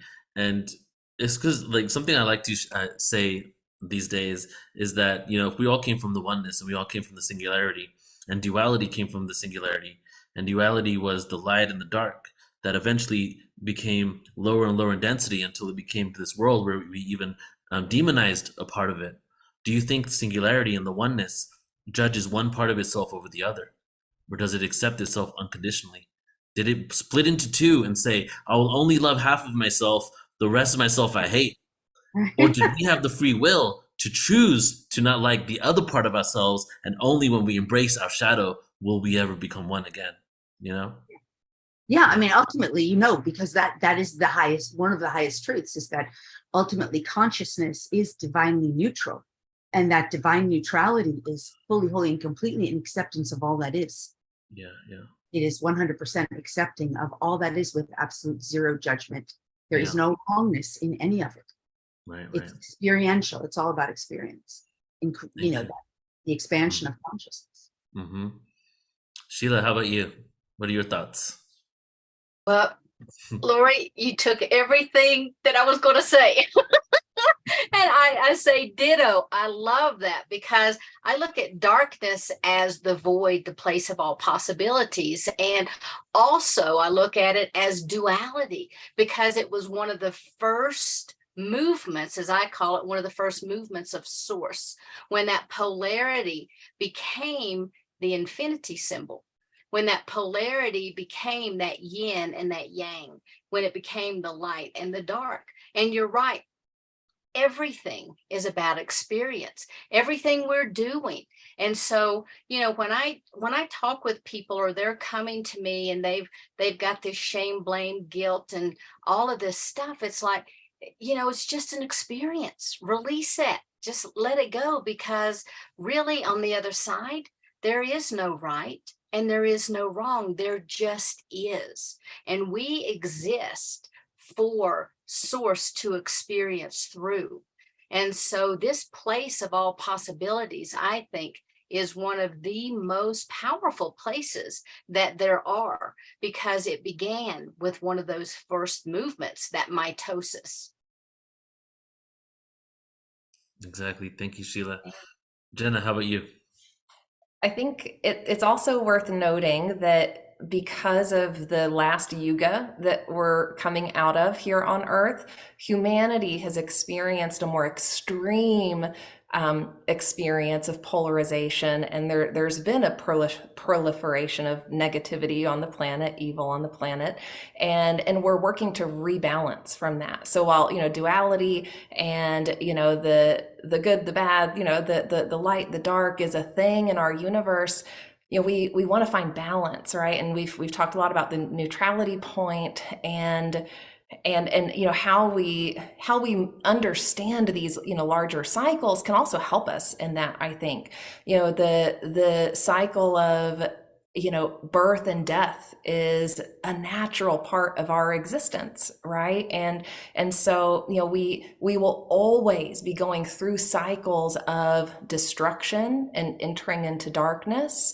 and we'll then be going through cycles of coming out of that darkness and experiencing a higher, more expanded state of being. So no matter where we're at individually, or what we're choosing to serve, that cycle is true for all of us. It's just a matter of understanding how we move through that cycle, and how we utilize those times in the darkness for our creative potential.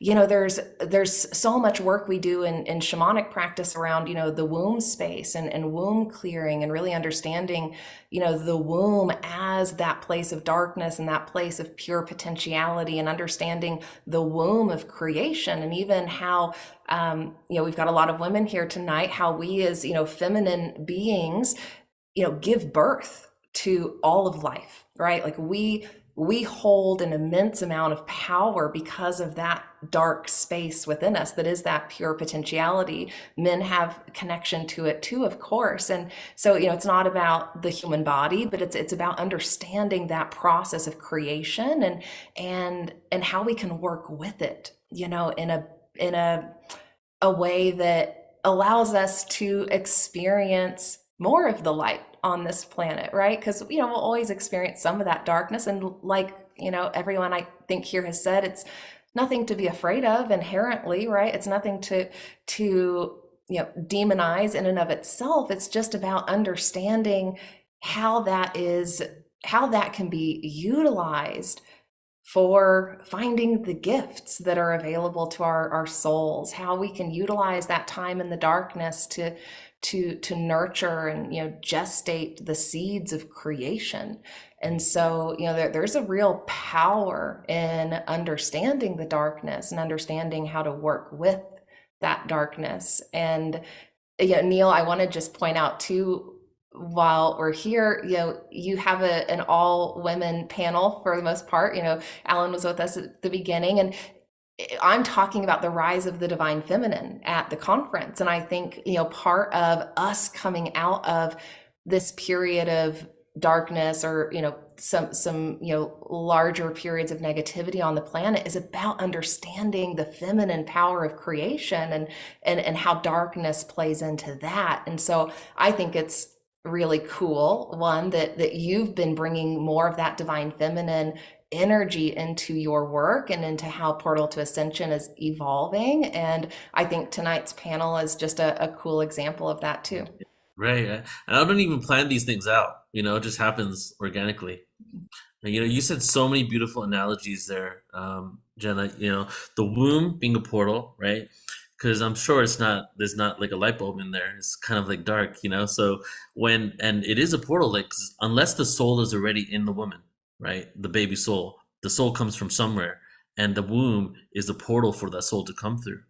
It's almost like a wormhole, right? To come into this reality. And this takes me to Margaret Rigoloso's work that you are familiar with.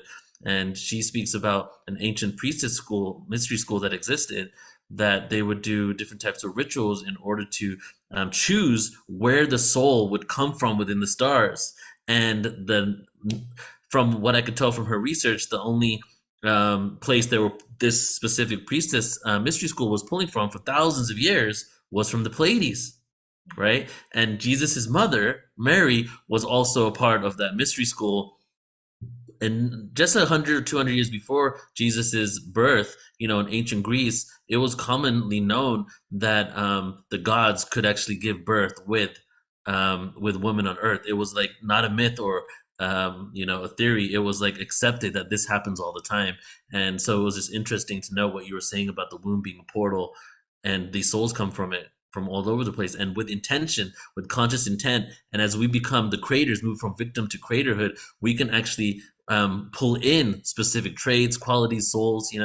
That's my personal thoughts on all you were sharing. Love it. Yeah. Divine conception, divine birth. It's a thing. It's a Yeah. thing. And we can get back there, like we can get back to a state where humans are so balanced and have purified their wombs, purified their energy to a point where we can do that sort of thing again in these really high level ways. And that's just one aspect, of working with the womb. There's a lot there that we're just remembering, and that's been in the darkness for us, right? And we're bringing that, into the light again. Exactly. And the whole divine feminine concept, like what is the divine feminine has multiple traits, but one trait of the feminine compared to the masculine is the receptive force compared to the penetrative force. The masculine is the penetrative force, the feminine is the receptive.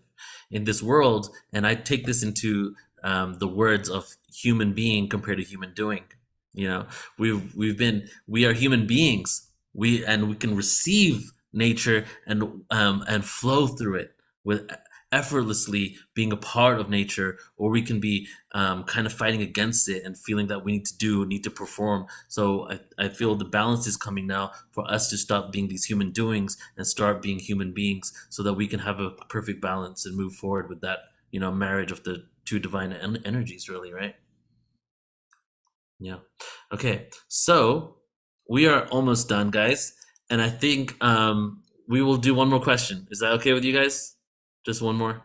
Okay. So this is the question that I spoke about earlier about truth compared to absolute truth. So I've had many conversations with people where at the end of not really an argument, but a conversation where we disagree, it's almost like someone says that, well, there are many truths out there. That's kind of the end result of the conversation, that there's so many different truths, you can't really come up with one truth. But to me, I personally feel there is a cosmic truth. There is an absolute truth. So I want to know your guys' perspective on, are there many truths out there? Is there absolute truth, or are there absolute truths for only certain things, and then everybody's perspective, and their reality creates their current existence on Earth? I don't even know how to explain this really, so we'll just get right into it. So let's start with you, Geraldine. Yeah, so the way I look at truth is that when the closer that you get with nature, the more that you align with nature, the more that you learn how to discern truth, because you become aligned with the greater organism from which you participate in. You are a fractal of infinite consciousness, your infinite potential, and in that infinite potential, you abide by the laws of this temporary realm in which you're experiencing consciousness. So in that process, you are learning how to discern truth, and there are certain laws that we kind of abide. They're the natural laws of this organism, of the greater organism. But in reality, until the human begins to deprogram all of the limiting things that don't allow it to embody a state of flow in which they can experience, because nature essentially is the cycles of life and death. If you cannot experience that flow in order to experience all potential, possibilities, because we are infinite potential, then you won't be able to discern exactly what is true. And what happens is that once you let go of one layer, you encounter another layer of yourself. And we actually are infinite layers of ourselves that we actually kind of uncover. And when you reach these higher states of consciousness, the truths that are true for you in this little human filter, they don't make sense anymore. And neither will those truths of those higher realms apply to your life here temporarily. So I think when it comes to truth, they're really it's more of learning how to discern, perhaps. The way I see truth and I teach is, uh, in order to know what is in balance, you're learning how to come into the highest state of balance and harmony with everything. And I think that essentially an energy can be destructive or it can be constructive. So you are learning how to apply those two. And at the same token, I don't think that there is free will because of this reason. I think that we are interconnected in systems, and we are an interdependent systems of co-experiencing. So this is my take on truth. I don't see it as an absolute. I see it as just an ever evolving discernment process of experiencing all potentiality. Right. From what you're sharing, it's kind of like there's dimensional truths. Like there's this truth of this reality, this dimension that we're in. There's these rules or regulations, if you will, that we abide by within this collective experience. And then when you transcend this experience, you're part of a different dimensional experience, and there's another set of rules that you abide by. And if there is one truth, it's the ultimate truth that we're all here to experience. Right. Right? And essentially, what the organism will survive if it keeps, based on the past question, evil is the inversion of truth and the manipulation, like Lori said, the inversion of truth. So that inversion of truth leads to the death of an organism or to the dissolving of the organism, because the organism is not sustained in a co-creative expression. It's a counter-creative expression. So essentially, the organism is learning how to expand and stay alive, essentially, learning how to experience all potentiality by evolving in each one of these levels that we are encountering within ourselves, inside out. Right. Beautiful. Alan, you're back, brother. You want to jump in here? Oh yeah, I'm like bookending things, the beginning and the end. So sorry I missed the conversation, because we are really at a point where I think Geraldine was hitting at the ideas that truths are not what they used to be. As we go to this next level, what was a paradox or confounding starts to become clear. That's what I'm actually seeing in the UFO circle. I'm seeing people confronted with the idea, how could something be energy and matter at the same time? How could it be in this dimension and another dimension? Because we have been limited by the laws of science that think that they have the whole truth. And what we're moving into, they're not supernatural. They're just higher laws of science that we have yet to think on. And I say it has more to do with apprehension than comprehension. We have to not collapse the wave function and saying, this is it. This is how it is. That's Newtonian. It goes like you put energy out, you get energy back. That's 400-year-old physics. And what we really want to achieve is, first, how do ETs think if we're going to understand their technology? It's not like we're going to have their technology and figure it out because we're thinking in a very linear Newtonian way. First, we have to be at the frequency of those beings building those ships. Mm-hmm. And then we'll understand their technology. And when we understand their mind and their technology, we are them. That's the evolution. So I'm really excited about how everyone in this panel always brings another piece to the puzzle, because we are at the cutting edge. To tell you the truth, I just spent the last 3 days in a very ordinary reality with my mother and her friends. And it's like, I'd have to say it has lowered my vibration a little bit. I'm not judging, but it's like, like the muggles, they everything is very black and white, and it's just like, it's like we have to keep reminding ourselves we need our community, because all of us, I know Lori's been at it for so long, bringing people up to a higher level, and everyone else, it's like we need the support of this evolving community to stay current within the currency of consciousness. So I'm always happy to be part and see all my familiar faces, Joan and Sheila and Jenna and everyone. I told Shangela the other day, it seems like there's only 100 people in the world, and they're all in our Zoom or in person. That's too funny. But it's our community. We have a really solid community that is really into supporting each other, whatever. Maybe there's disagreements, but it's like everyone's piece is really valued. And I value everyone on this call because they are adding to the future of what's possible. So that's what I have to say. Thank you. Thank you. All right. Yeah. So let's get back to the question. Truth, absolute truth. Lori. Oh, okay.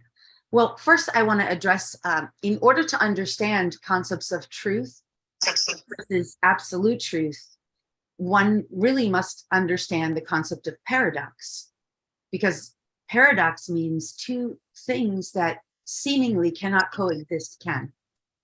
So when you understand that paradox is real, two things seemingly that cannot coexist can coexist. So therefore, something that seems to be true does not necessarily negate something else that might seem to be impossible to be true, because the other truth negates it. Two things that seem to not be able to coexist can coexist. So this is when we're unpacking this concept of what is true and what is not true. One must allow for paradox to really understand absolute truth, because absolute truth effectively can and does allow for multiple truths to be true. However, at the same time, there are some absolute truths that doesn't matter whether you believe them or not. And that's when you have an absolute truth. An absolute truth does not need you to believe. For example, we exist. We exist as consciousness in some form or another through all eternity. That's absolutely true. So you can deny that there's multiple lifetimes. You don't have to believe in them. Okay, maybe you might reframe it. There are parallel existences, but you can deny it, but it doesn't really matter, because just because you deny it doesn't mean it's not true. But because you don't believe it, your reality will conform to it. So in other words, there are some things that are absolutely true, whether you believe or not. And at the same time, if you don't believe something, your reality will conform to you and present the reality you believe, so that you engage with reality at that level. So, and that's an absolute truth too.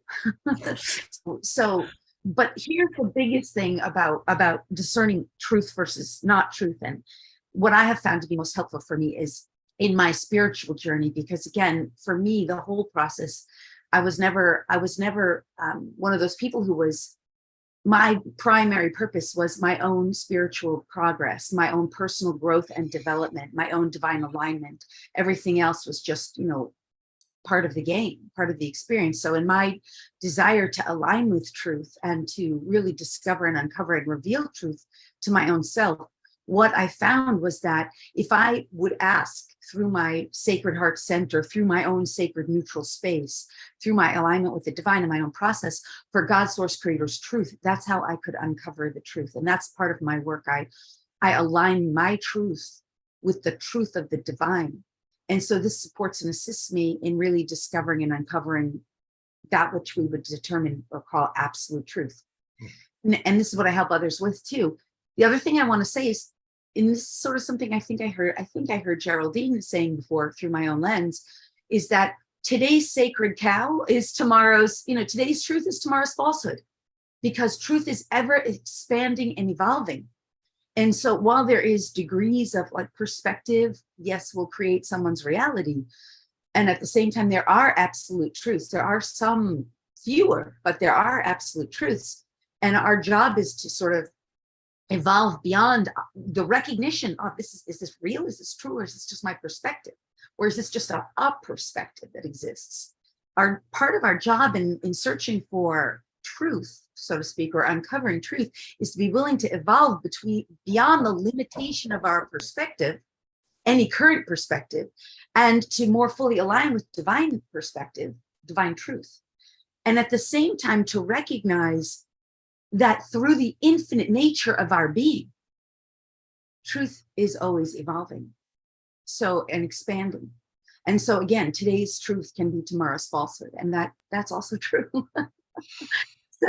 So it's a quest, and that's part of the passionate unfolding of the experience of this evolutionary journey, is our ability to sort of unpack, to discern, and to reveal. One last piece, and then I'll stop at this, is that one of my most favorite things has always been to access information and energy and consciousness from the non-physical realm and to bring it into the physical. So to me, in reality, truth exists in the non-physical, in the unknown. And we could, we could circle that back to our conversation about darkness and about going into that neutral space, because it's from there that truth is discovered. From my perspective, that's how I understand it. And that's where it's brought in. We have the unknown, we have the known, and then there's a whole realm of unknowable. We don't even know what that is. And we hope and intend, those of us who are seekers, to discover what may have been formerly unknown, bring it into the knowable through consciousness in the non-physical, and then expand it into the physical so it can be known. This is the best. Yeah. Let's breathe that in for a second, shall we? Right before you started, I'm taking notes here, and I wrote paradox equals truth, and then you started. And so if there are some absolute truths, right, it would be more of the concept that paradox exists. That's the truth. That's an absolute truth.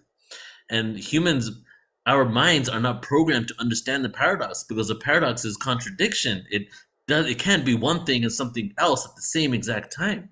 But ultimately, we are a contradiction, that we're physical beings, but also we're not, right? So it's like, how do we really understand the paradox? Or do we try not to understand it and just accept that it is? And maybe that's the pathway to enlightenment. And Well, everything you were sharing. Yeah, go ahead. I didn't mean to interrupt. No, go ahead. I was just going to say one other thing is that, written into the artificial, inorganic aspects, the corrupted DNA, is what I would call negative alien programming for argument and debate. And not only is there argument and debate, there's rightness and wrongness. I'm right, you're wrong. So that's what makes paradox, in my opinion, that's part of what makes paradox so difficult to embrace. Because if one is still DNA wired into argument, debate, right and wrong, one can never understand that all right, it's all right. No one, then in that space, it's just they're unconsciously wired into this can't be right because that has to be wrong, or this has to be wrong for that to be right. And then we have to argue and debate about it. So it restricts and limits the capacity to expand into this concept that we're talking about just all things existing at once, and that that whole paradox, coexistence concept. Does that make sense? Yeah. I mean, another paradox, that all things exist as once, yet I'm going to be somewhere else in a week from now. But that actual moment exists at this moment, right? Totally. Yeah. Sheila, what is the truth? Tell me the truth, please. Wow. I've heard a lot of truth. And I agree with all of that. For me, there is a universal truth that we are extensions of the source consciousness having experience for growth.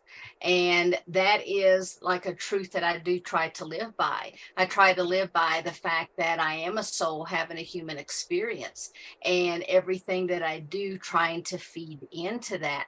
And I agree, everything is just a perception, just like with the dimensions, it's a perception, because the shifts and the changes actually come in that density form, whether it's density level 1, 2, 3, whatever.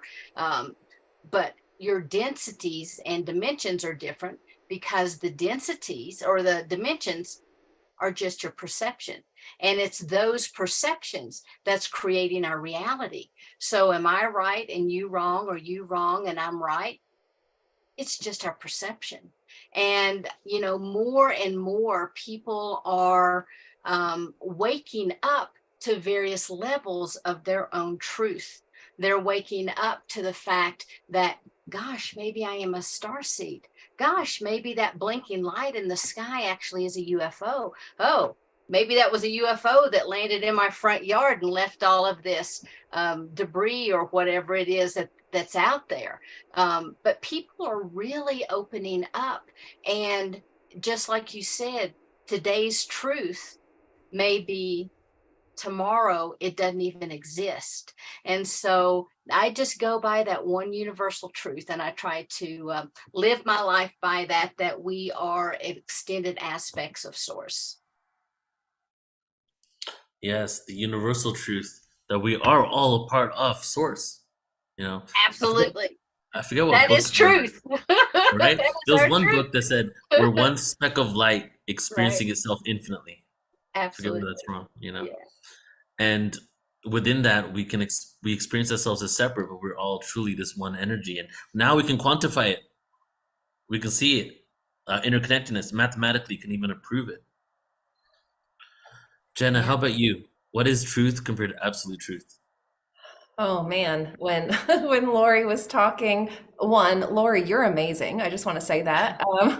It's been so awesome hearing you talk. And I just kept thinking, man, life is a trip, like that's a truth, is that like these sorts of conversations are just so like expanding and mind-blowing and fun to have. But, and to avoid repeating what others have said, I think about how the most powerful force in the universe, it seems, the most powerful energy, the most powerful bonding force is love. And I think when you kind of strip everything else away, I think unconditional love is like the ultimate truth. And like that's what we're ultimately working to remember, because that's like the inner essence of source energy. Like that's the inner essence of our higher selves. Like that's what we get back to, I guess, after we've stripped everything else away. So I guess when I think of truth or ultimate truth, I like to think of unconditional love as that. Thank you. I love all these answers so much. And it's been really beautiful just like listening to all of you and your perspectives and what you feel and what truth really is. Just, it's been a great conversation, right, guys? Did you enjoy it? And this inspires me to do like I would love to have like a philosophical hour on Portal to Ascension or something like that to really go deep into these questions philosophically. So okay, we're gonna close out very soon here. We're gonna let's go to Alan again first, and Alan, please just jump in here, and then we'll go to Joan. Joan, I want to hear your answer on truth, and then Joan, you and I, we can and Alan, we can talk about the conference and close it out like that. So go ahead, brother. Well, yeah, I mean, if it's the question about truth, first, let me ask you, Neil, what do you mean by truth? I mean, I don't know what that actually even means, truth. So we were asked, the original question was, are there many truths or is there an absolute truth? Is there one consciousness or there are many consciousness, or all consciousnesses connected as a single consciousness? It sort of is like that. So I feel it's like on levels. There's my individuated, and then when we come together, me, you, and Joan, that's one level. And then we're at a couple of conferences where there were 100 people come together as a conscious being, as an entity. That's another level. So I think truth has to do with the multiplication of consciousness in a way. Yeah. How many, I mean, there's my individual truth, and then we have a collective truth. And then, yes, maybe consciousness makes up the ultimateness of all sentient beings and maybe beyond sentient. So there's that level. So maybe someone else has said it, but it depends on what level you're operating on. Are you operating on the individual, or we functioning as a collective? And within that collective, there may be different truths, but when we come together as a singularity of mind, what Bruce Lipton calls the synergy of awareness, we function as a whole.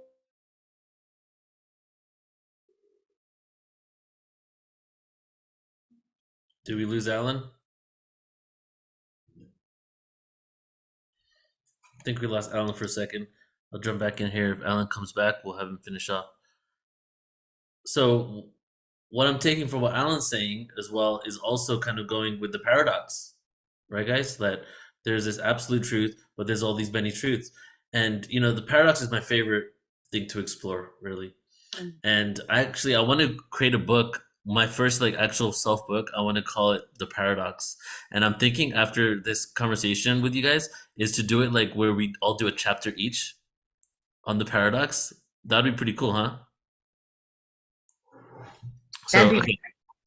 Yeah, so we'll talk about that. But I've been writing down, like, I basically have a notepad on my phone where anytime a paradox comes up, I write it down so that I can, like, one day just go into each of these paradoxes and talk about it. But ultimately, the paradox, the experience, and also what Geraldine said, harmony and disharmony, I feel those are all absolute truths, right? So okay, we're gonna close out in a few moments here, but Joan, come join us, please. How do you feel? What is your Well, truth? kind of interesting. I have a few different observations. You guys are also esoteric. I'm kind of real. My father told me that there was only one truth, and that truth was the truth that 99% of the people believe in. So that's the truth of the government, the pharmaceutical companies, big pharma, big companies, military, industrial, whatever they believe.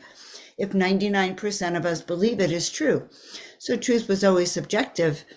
And yet I used to feel like that facts mattered, and that truth mattered, only to discover that if I knew that the sky was blue, but my dad's people thought it was red, then it was fucking red. Excuse my language. Okay. So when we talk about truth, I learned at an early age to have my own discernment factor. And I could start to discern truth from a lover who was lying about how they felt to being told to take this medicine here, I learned to have a filter about coming into my own personal truth. And then it took a lifetime to trust that maybe I was smart enough to know truth.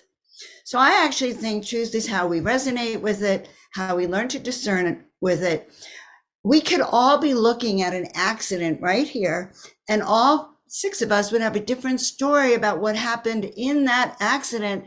And we'd be all right because we looked at it from 360 degrees. It looks different. So the biggest thing for me was to understand that what I think of as truth is probably not truth. Like truth is almost irrelevant in the world today. Because if I really look at it, what is this forbidden archaeology? Well, that's because some people think they know the truth about archaeology and the other people think they know the truth about archaeology. And here we are confused in the middle. And so I really think truth is a matter of us learning this art of discernment. Does this sit with me? Can I believe that, giants were real? Where does it sit with me? And we go from there because it's all about us anyway. And even if I'm right, and I force you to believe it, I become wrong because I sort of forced you into the polarity of believing my own truth. So I don't know. I think I'm getting better with it. I no longer feel like I have to force people. I mean, listen, years ago, Neil and I would have these great arguments and I'd want to force him to believe it my way because I'd be so passionate about it. I think I've stepped more into neutrality because in the end, it doesn't matter if I'm right. Jenna's going to believe what she's going to believe anyway. And therein lies the paradox. Sheila may say walk-ins, hybrids, and extraterrestrials, but maybe Lori doesn't ever see them. Right. And that's her truth. And so this is very complicated in terms of running a society based on truth and no truth. Whew. Deep, Joan. Well, I didn't think I was as deep as all of you guys. That was great. What you're saying also, there's also these some people out there that believe that all ETs are benevolent. Right? And it's almost like that they've only interacted with that and that's their truth because that's what's been in their experience, right? And then there are those that have had other experiences too. So it really is like whatever you create. And I know one of the other panelists was speaking about that, I think it was Lori, that your reality will contort to whatever you are putting out there, whatever your own perception is. Right, and then do you use this truth to beat other people over the head with it? What do you do with your truth? To make everyone conform to your truth? So I don't know. I think it's a huge subject, Neil, and maybe I'm changing it as we speak about it because I know my truth and your truths are a little bit different. Mm-hmm. And that's the nature of the world. Your body operates different than I do. So whether it's a good day or not is going to depend on your experience. Yeah. Well, when I asked this question, I thought I'd have more clarity at the end of it, but I truly do. It's like it's really that whole concept of like, Oxymoron. more Maybe there is the no more truth. questions you have, there is no, yeah. It comes down to accepting. I feel accepting. Lori, Can I yeah, just go ahead. add one more thing about that? Is that Yeah. there is divine truth. Mm-hmm. Yes. There is divine truth. And when you align with divine truth, I'm saying you, but I mean anyone. When we begin to align with divine truth, that's where we start to move into the realms of absolute. That's where we understand the paradox of absolute truth coexisting with perspective truth, because perspective is true, and those can all coexist in the realms of rightness and wrongness. And then there is absolute truth, which is absolutely true, whether or not someone has the perspective or not, and whether or not someone believes it or not is irrelevant. Right. Those absolute truths.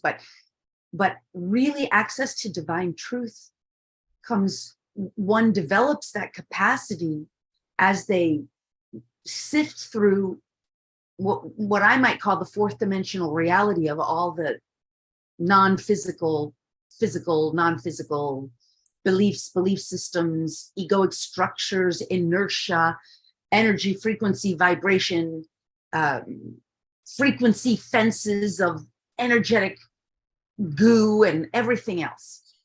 And as you get through that really energetically, which by the way can be done, the greatest portal of all besides portal to ascension, do you know which that is? What is it? The multidimensional heart. This is the portal.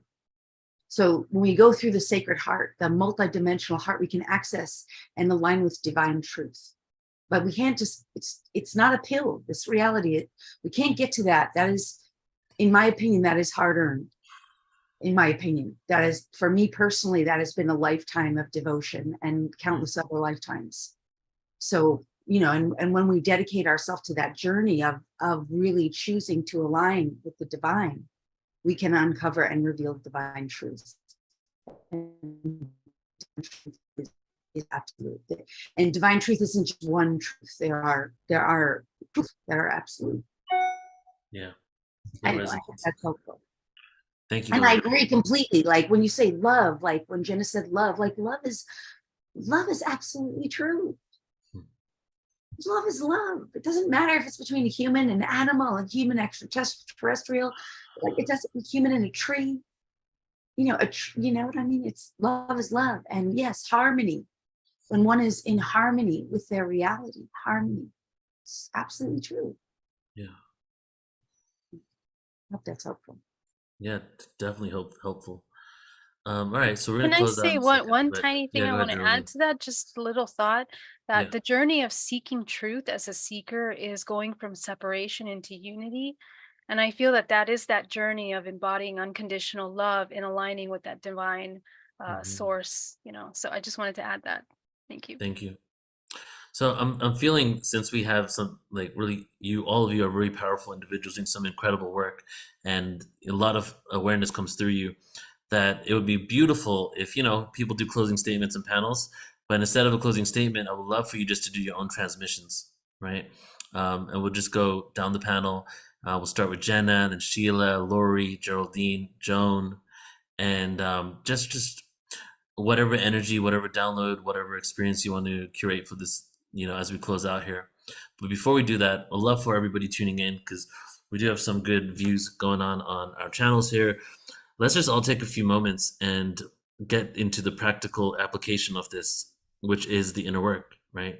And these transmissions will be that, the reminder of the inner work, or just the energy exchange that will come from this panel, to the world. But let's just start with just a little bit of silence.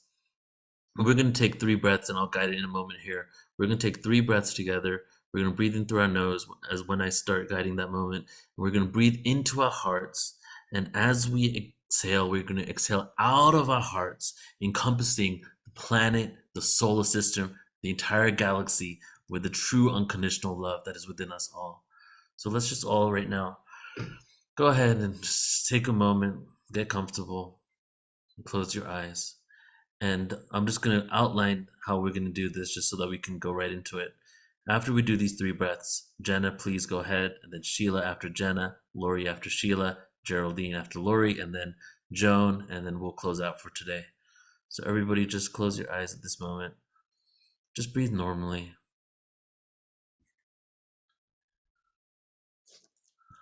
Just breathe normally and observe the thoughts. Observe the sensations in your body. Start to go within and to feel the sensations. Maybe the wind on your cheek. Maybe your clothes on your skin. Maybe the pumping of blood through your veins and arteries, or the feeling of your heart in your body. Enter your own sacred container now. Your own internal universe. Experience and enjoy what it is to be you. Sit with the discomfort if there is any, and observe. On your next inhale, we're going to begin with 3 breaths. In through the nose, expanding through the heart. Deep inhale. Expand out.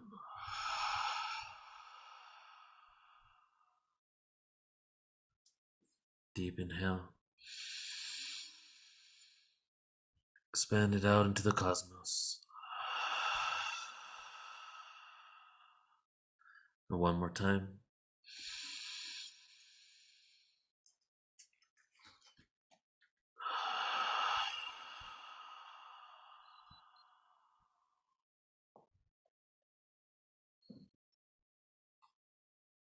And breathe normally as the transmissions begin, beginning with Jenna.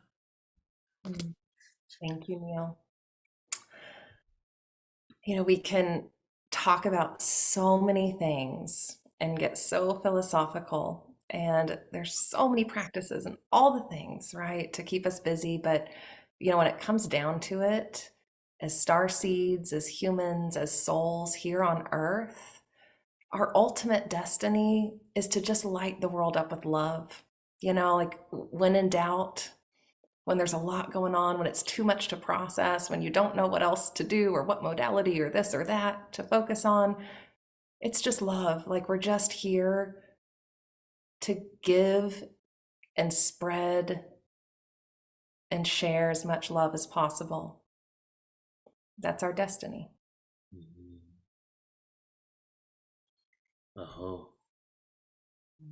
Beautiful. One of the things that I want to do is the infinity breath is coming forward. So again, let's go ahead and close our eyes. And as we begin to breathe in through the heart, out the back of the heart, around the left, back into the heart, out the back, around the right, into the heart. Breathing in through the nose and out through the nose. Breathe in this beautiful golden light of the infinity.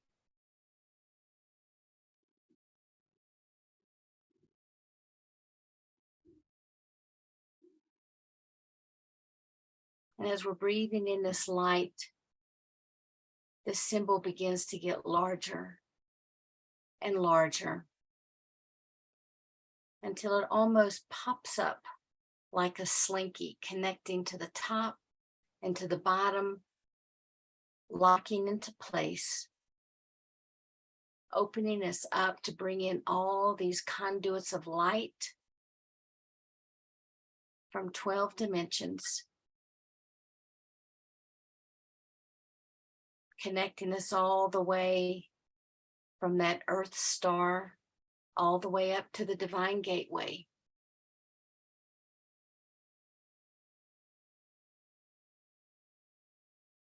Just feeding the energy of our souls, our chakras, our emotional bodies, connecting us out through time and space and to each other.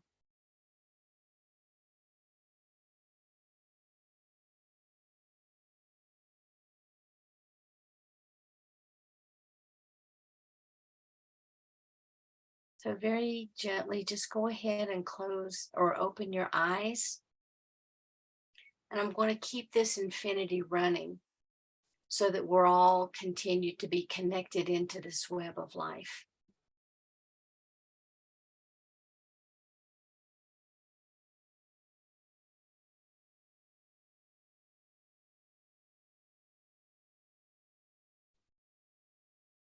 And so it is.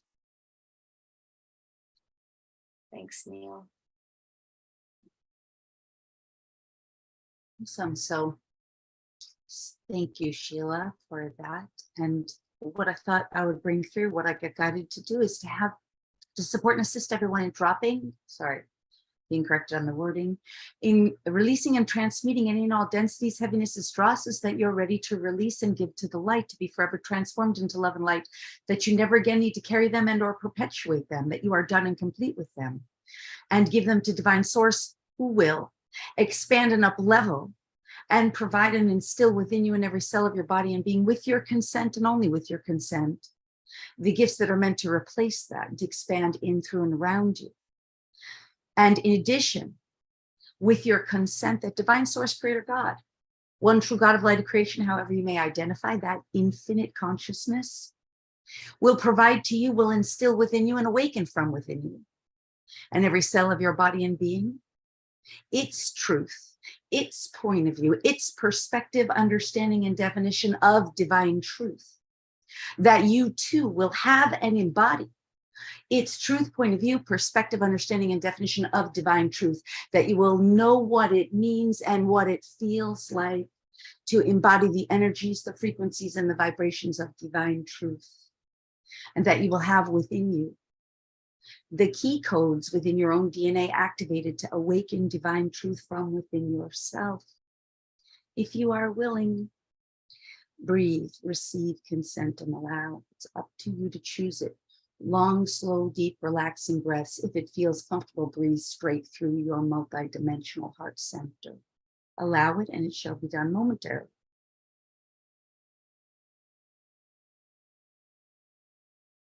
Just breathe so deep, relaxing as you can. Relax, receive, accept, and allow if you so choose. Source, creator God, activate, energize, amplify, anchor it in, and permeate through the entirety here now.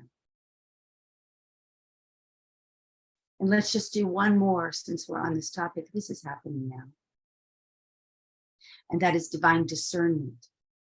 For those of you who are choosing and willing, that you will have source, creator God consciousness, truth, point of view, perspective, understanding, definition of divine truth, to know what it means and what it feels like to have and to embody divine truth, that you're capable, divine discernment, brain altered, divine discernment, that you're capable of divine discernment, that you have and embody divine discernment, that you know what it means and what it feels like to embody the energies, frequencies, vibrations, and consciousness of source as it relates to divine discernment. With your consent, if you're willing, breathe, receive, accept, and allow. Long, slow, deep, relaxing breath if you're choosing it now. Just a few moments. Just feel and sense and allow if you so choose. Activate, energize, amplify, anchor. Now and put.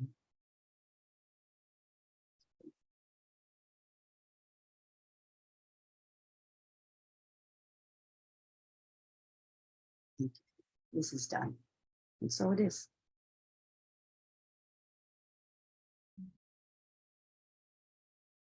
I'm going to mute myself out for the next person. As a fractal of infinite consciousness, we are here to experience infinite potential. And in that process of infinite potential, we are born and we come into the incarnate of the physical body, aligned with the genetic lineage that is encoded, the history of everything that you have been and everything that you have the potential of becoming. All of the families that you have been born into are interdimensional. And as you wake up consciousness, as you change your frequency, as you activate your DNA, you begin to activate that memory that is awakened within you. Many of you that have been born already remembering all of your interdimensional aspects actually hold the key to lifting the vibrational frequency of your families and your neighborhoods and your networks and society. So the thing is that you are embodying and you become a beacon of light that begins to resonate and expand and create a ripple effect in what we are interconnected in the morphogenetic field. So as you embody, you raise your frequency. The raising of frequency means to embody unconditional love. That's the ability of seeing yourself and all things as a part of you as one. And that unity consciousness that you embody allows you to explore out of body, in body experiences. So I guess to speak to the concept of star seeds and the whole topic of the conference that we're coming into, the idea is that every single word that we speak, every word has form, and that form becomes a vibrational frequency that then crystallizes as it touches your body. And when it crystallizes and touches your body, it activates aspects of yourself. So be mindful. Look at the lifestyles and the life that you, the ancestral lineages that you've come into, any kind of suffering that you hold embodied in your DNA. This is an amazing time to begin to release that, transmuting it, alchemizing it. The alchemization process, utilizing this physical body as a conduit of alchemization bioelectrically, is one of the most nourishing things that we can do, because you are like a spark of life force that charges also the collective awakening.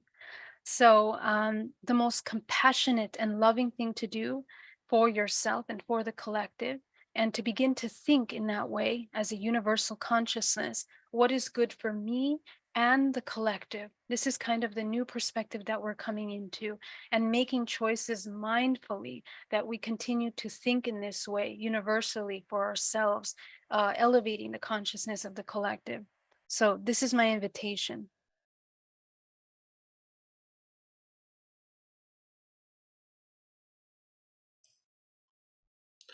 Thank you, Geraldine.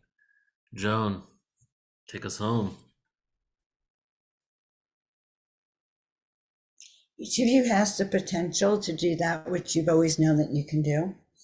Now is really the time when these ascension timelines have opened up, so that the energy for all the collective to achieve their dreams, their visions, and their missions is possible. Align with those who hold those values to be true, and immerse yourself in the teachings. Don't worry whether it's true or not true. Worry more about what suits you, what fits you, what rings a bell for you, what makes your heart sing, because that is your truth. And the truth is that you're part of an immense collective that you are going to learn more about as we go through time. So be proud, like really remember who you are. You are an amazing being of light that came here, that chose to be here at this time. We are all so grateful for your service and for each of our service, because we are part of what is this awakening. And so it is. So it is. Thank you so much, Joan. Thank you to all the panelists here. I'm gonna go ahead and play the trailer one last time as we close out. Just want to say thank you so much. This was awesome. Really, truly incredible. Love the conversations. Just read a couple comments here that we have. We have in the chats here, Patricia saying, I just love every piece of this video. Great info, awesome guest, sending peace and blessings. Love it. What a great conversation. And then Lauren Bruno was saying, when we're talking about darkness, such an important topic. So I'm really happy that we got to really go deep. From a 40 to 1 hour long experience, we ended up going to almost 3 hours, so 2.5 hours. So that was beautiful. So thank you again to everybody. Thank you to all tuning in, and join us at the Portal to Ascension Conference. All of us are going to be there in San Diego, 3 to 3.5 weeks from now, at the Marina Village, ascensionconference.com, ascensionconference.com, and we're going to close out here with the trailer. So love you all. Thank you so much. See you guys later. Let me put it on gallery so you can see everybody here. There we go. Okay.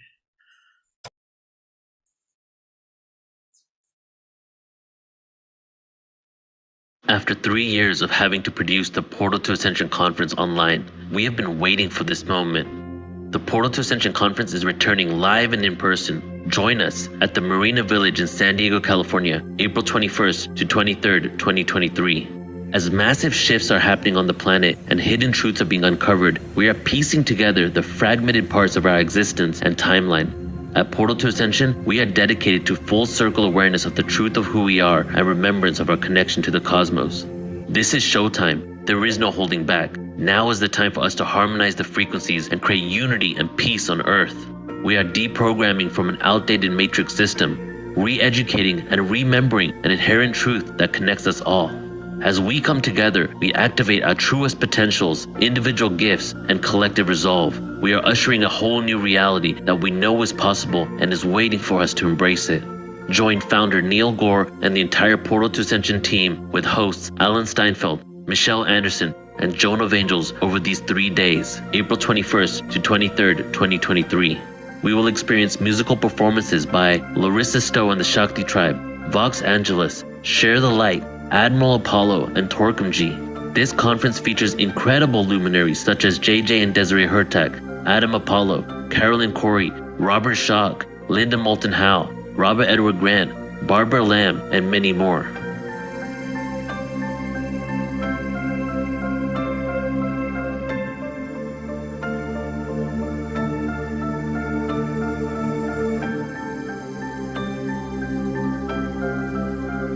Register now at ascensionconference.com. It is time for humanity to awaken.